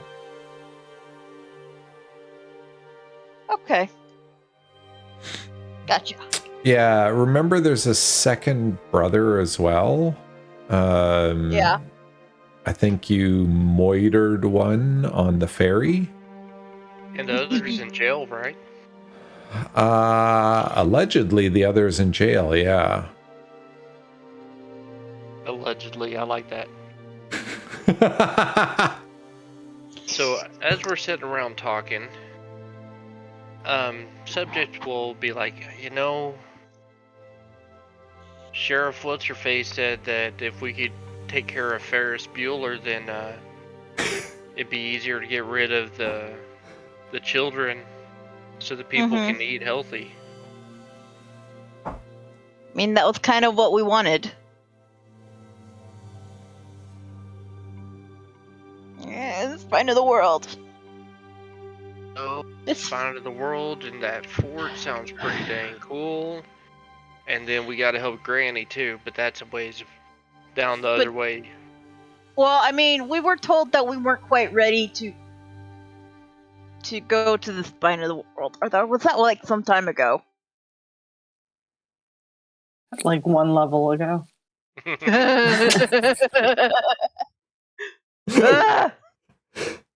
So I'm thinking we take care of stuff that's close by first, and then move on to the next place. That makes sense. Yeah, well, it's also easier to go from town to town than to just go trekking off into the wilderness. Yeah, that's true as well.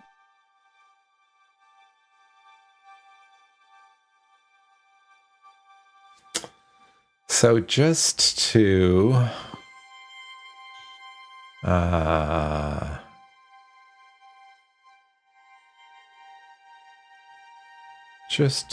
put some stuff down, I'll do it in, let's say yellow. So you think there might be something sort of down here-ish? You think there might be something down here-ish? There is good need and your promise to Granny.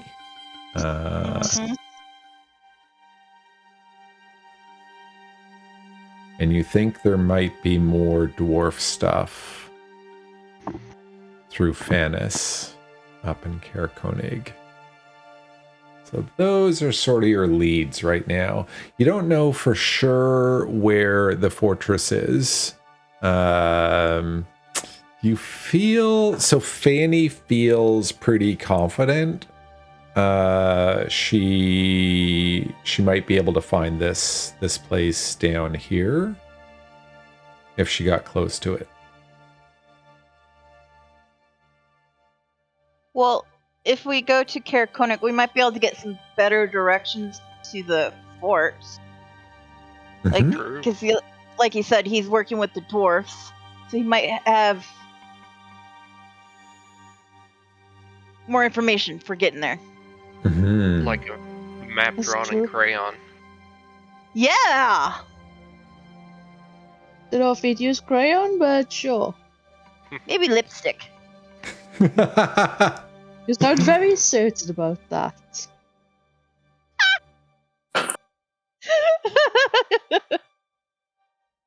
Is Max staying as a dark dwarf? For now, yeah. Okay. All right, so I think I'm hearing you want to bug out and head toward Caer Konig. I do believe so. Okay. Liberty? That's good with me. All right. You think it would be on your dog sleds? It would be about 40 minutes to get from Caer Dinaval to Caer Konig. If you were walking, it would be a couple of hours if you had snowshoes. So definitely the dog sleds are coming in quite handy.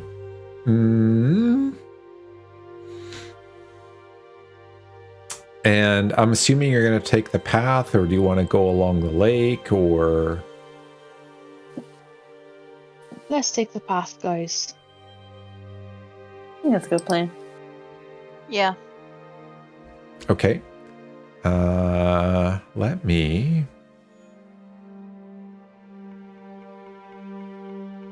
Judon. Mm-hmm. Choo, choo, choo, choo, choo. Like that. Nice. That's exactly why I leave you access to the tokens and allow you to move them. Oh, shoot. Okay, I have a little bit of a problem here. Need to grab you a proper map. So, Rime and the Frostmaiden, maps, 10 towns, Caer, Konig. All right.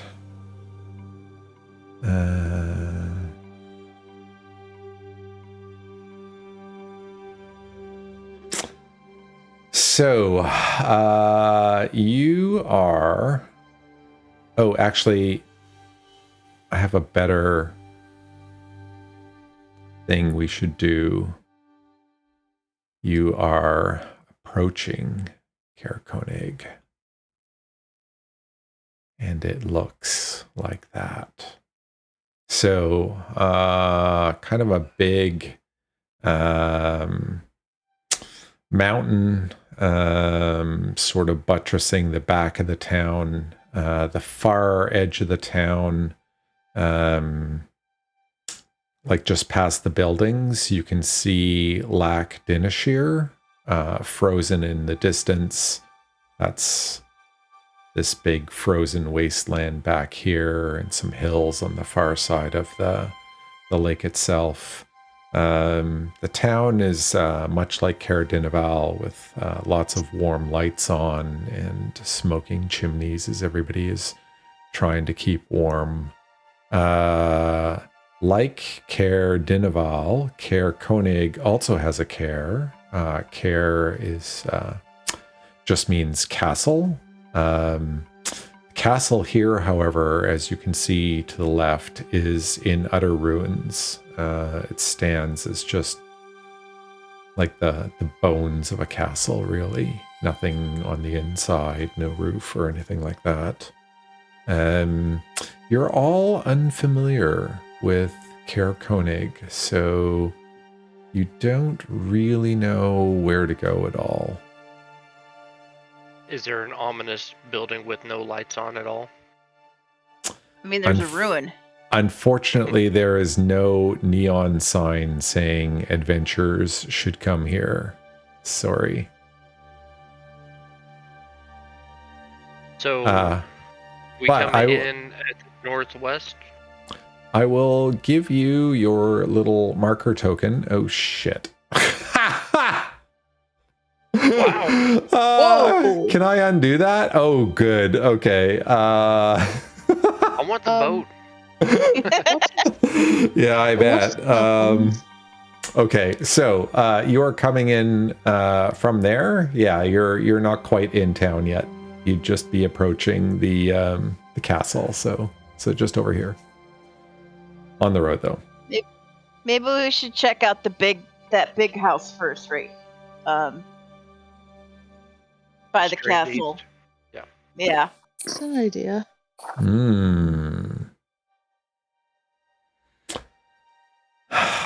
Somebody want to show me where you're going?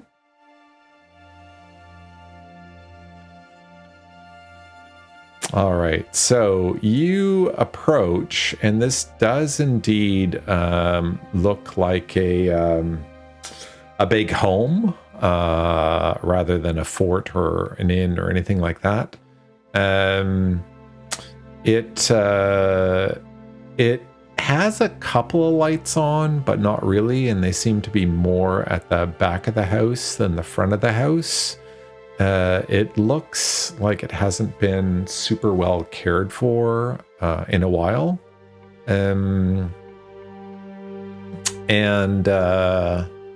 Yeah. I mean, subject's not going to be knocking on some random person's door yet. Yet. Yeah, you can see most of the larger buildings in town. So you can see one just sort of at the edge of the street here.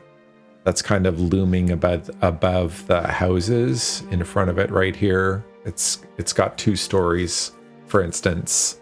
And then you see a building just sort of at the foot of the large hill, small mountain over here. That also seems to be a 2-story affair. I mean, if we're going by Caer, the important things are up on the hills, so up seems the way to go. Yeah, okay. Let's go up. I'm happy to go along with that. And it's obvious subject is guessing because he has no clue. So which building are you going to? I think we're just shimmying along this way. Okay. So the buildings to the south of you really look like residences. They look like they contain, like most of the places in the north, a series of very small rooms, because the small rooms are easy to heat. Whereas inns and taverns tend to be the only establishments with large rooms, and they build large fires to try and keep everything warm. So residences are really easy to figure out. Lots of windows depicting lots of smaller rooms. This building on the far side seems interesting. It doesn't have very many lights on, especially on the upper story. It seems to just have one light on in the front, kind of in the middle of the building. Does it have a sign on it? From this distance of about 328 feet, it's hard to tell, but it might be. It might be an establishment. Are you talking about this building? Yes. Okay. I mean, we're still moving our way that way, so eventually we'll find out if there's a sign. All right. There is indeed a sign, and it looks... It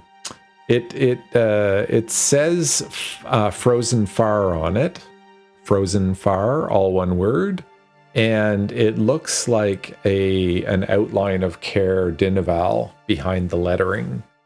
Of Calvin's Cairn. Not the town, the mountain that you had some fun adventures on. Nice butt. Ha! Ha! Ah! Yeah, all right. Yeah. Oh, I wish I had a recording of that session, but we digress. So Have we passed anything that looks like a stable yet? No, nothing like that. Okay. Any idea what the word on that sign means? So you look in. There is a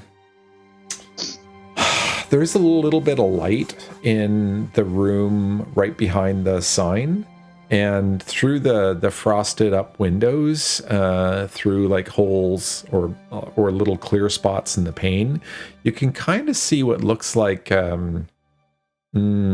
shelves full of gear.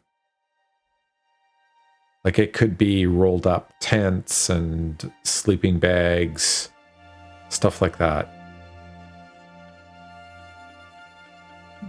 Oh, adventuring supplies. I wonder what they're being used for.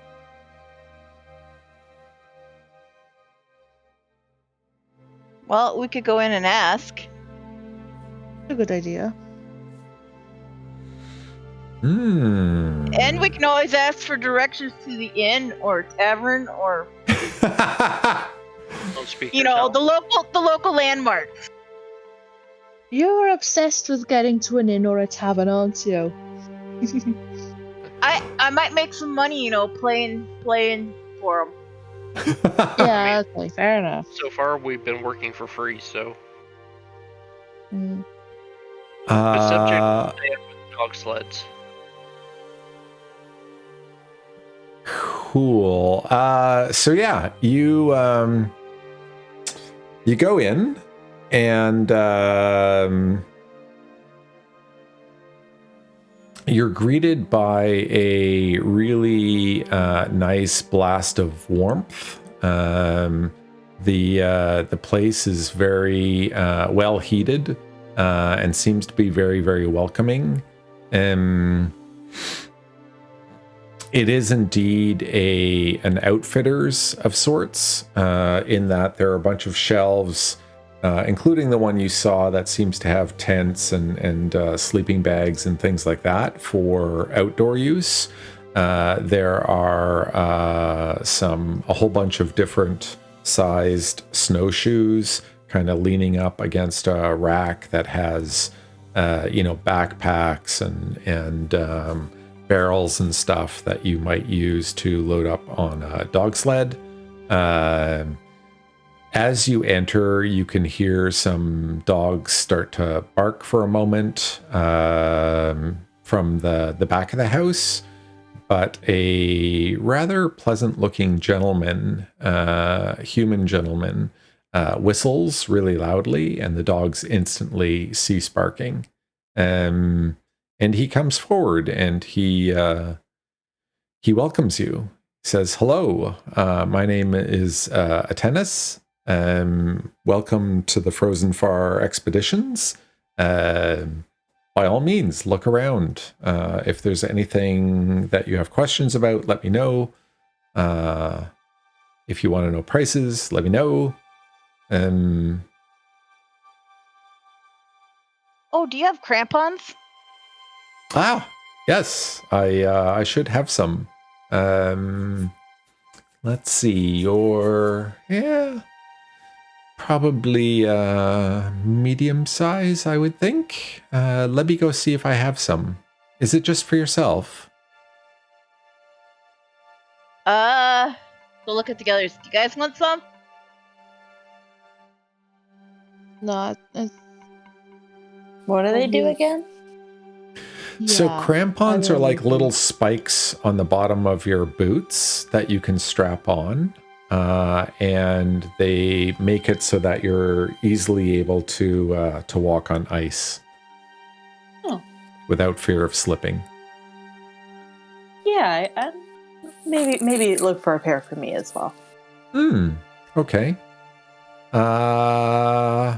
Anyone else while I'm looking? Well, I No, guess no, I'm alright. before you go look, how much are they? The age-old question. Well, some of it will depend on how many you need. Some of it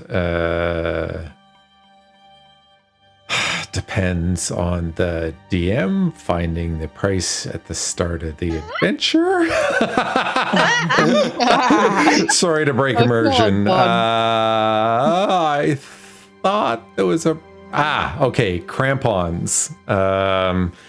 2 gold. Huh.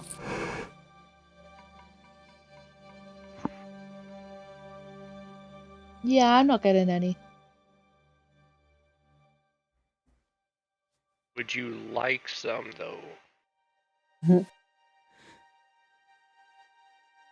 It'd be smart to get them. Actually, yeah, I should probably go with the smart option. Not a bad idea. So 3? 4? Do you think Feyani would want one? Feyani would definitely want one, and if anyone shouts out its subject, then he will agree as well. So yeah, all 5. I have no idea how much gold I have. So Atenas says, just give me a moment. I'll be right back. And you see as he turns to leave, you know, the years have sort of caught up with this man. He's only got a slight bit of graying at his temples and his sideburns and such, but he moves as if, you know, maybe he's had a bit of a hard life, and maybe he looks a bit young for his age as well. So, but he goes to the back and starts digging around, and he seems to come out with a few pair, and then he goes digging around in an open crate just behind a shelf, and brings out some crampons and shows you how to put them on. So basically there's a front and a back, and a left and a right, so they fit onto your boots, and then it's got 2 sets of straps. One secures it around your ankle, and the other secures it around the toe of your boot.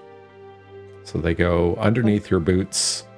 You tie the straps around your ankles and your toes, and then you stand up, and they're a little awkward to stand in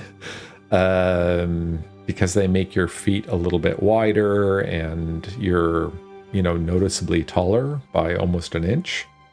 But you quickly get the hang of them and are able to walk without falling down.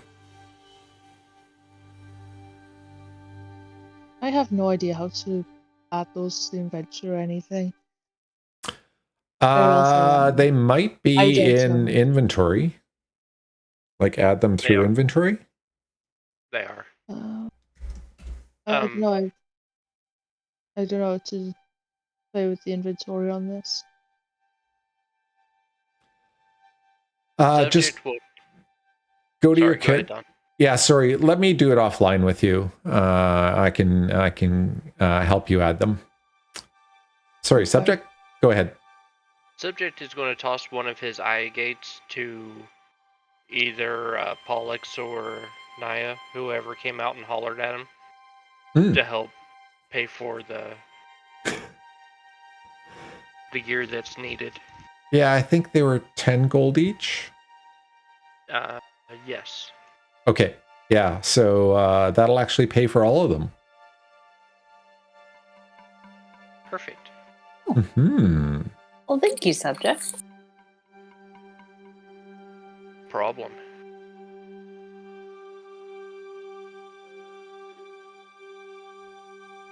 All right. Is there anything else that Atenas can help you with?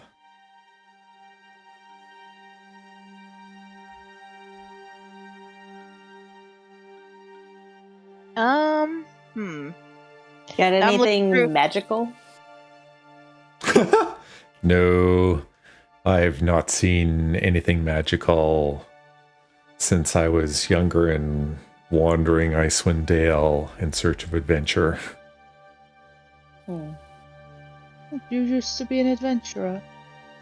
Oh, yes. I spent quite some time living out on the tundra and living amongst my friends, the animals. What happened? What changed? The years caught up with me. Sorry, subject? He took an arrow to the knee. Well, or a decade. One of the two. An arrow or a decade.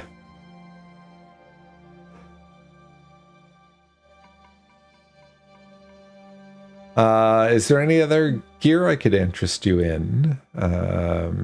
Do you need a sled? Some dogs? We have sleds and dogs. I don't suppose you have paper? Oh, paper. No.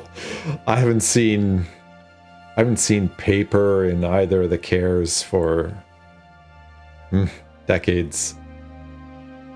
Okay, what about a map of the area? Do you have any maps? No, nothing like that. You might be able to hire one of the younger ones as a guide. That's an interesting thought. Do you have? Could I get a small pouch? Oh, I was just thinking of her disguise kit that she dumped out. yeah, absolutely. He can set you up with any sort of like camping like item, including pouches and backpacks and anything else like that, sacks, probably even a small chest or something, barrels, anything that would be common use for transporting goods on sled dogs. So anything out of the Player's Handbook you can get at Player's Handbook prices here. Do any of y'all actually have tents? No, I that's don't a know the good list. idea. That's a very good question. Difference. I don't think Feyani does either. I don't either. So we should probably invest in at least one, maybe 2 tents, depending on the size. Because if we're going to go out into the wilderness, Yeah, it looks like it says there are 2 persons in the tents are 2 persons. Leif. Sorry, I'm like digging out my adventures handbook so I can like look through what's all in here. So quick question to the group out of character for a second. Do you want to role play purchasing, or do you want to hand wave it in the out of character and possibly story channels in between this week and next? I'm good with hand wave, yeah. Okay. So as you are feeling good about your purchases and having maybe Subject 43 holds his arms out so everyone can throw their stuff onto him. No, I'm kidding. As you're hauling your new purchases out with you, Atenas says, well, good luck with whatever you're up here in Caer Konig for. Stay safe. Thank you.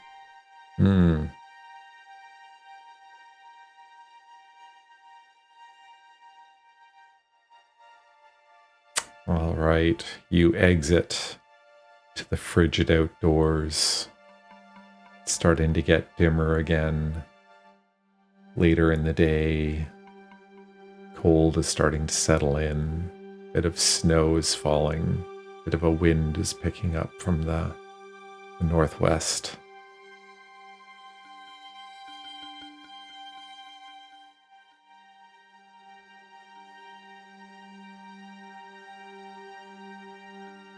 What would you like to do? Sorry? The cold northwest wind. Yes. Some of us know that all too well right now.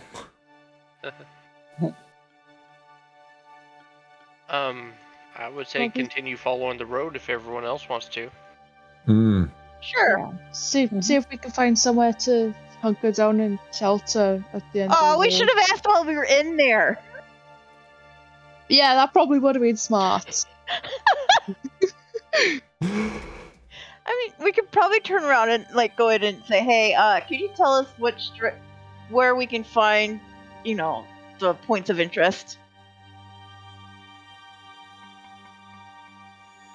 Sure, you go back in, and Atenas says, "Oh, welcome back. Welcome back. Did you forget something?"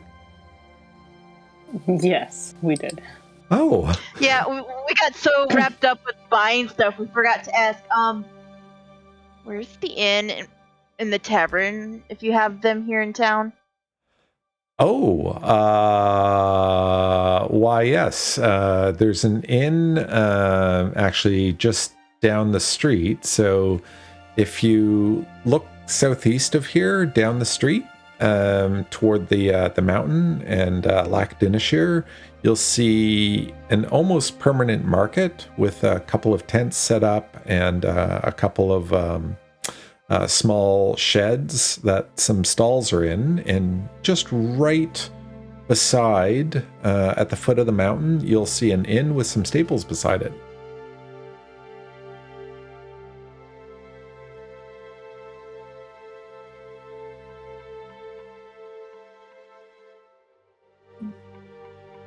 Perfect. Thank you. Thank you.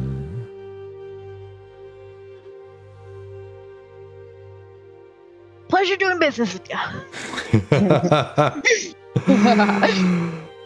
All right. We'll be sure to go back again. Nah. So you are making your way. Hold up there for a second. So you get to about a little bit further. So you can see the inn just off to your left a little bit right here. The stable's just beyond it right here. And as you get right up next to the market, so sort of in this area here, as you're walking along, you hear something from your left. And likely it is Feyani and Subject 43 who hear this. They've got good passive perceptions. It sounds like armored warriors walking, so the clank of armor, but somehow it seems kind of odd.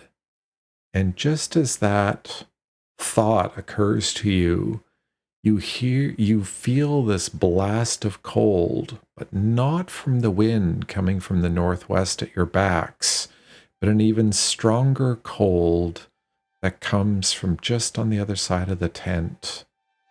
And as the first shiver sets in from this cold, you feel something else with this shiver. It's like this crawling tingle that begins to wash over you like dread, and then almost like a wave from an ocean starts to overwhelm you with not just dread, but eventually terror and even thoughts of your own mortality, so that you find yourself all of a sudden thinking death itself is approaching. And from around the edge of the tent, you see two warriors walking toward you, or at least what you think are two warriors. They hold wicked swords in their hands and carry a crossbow and a quiver across their back.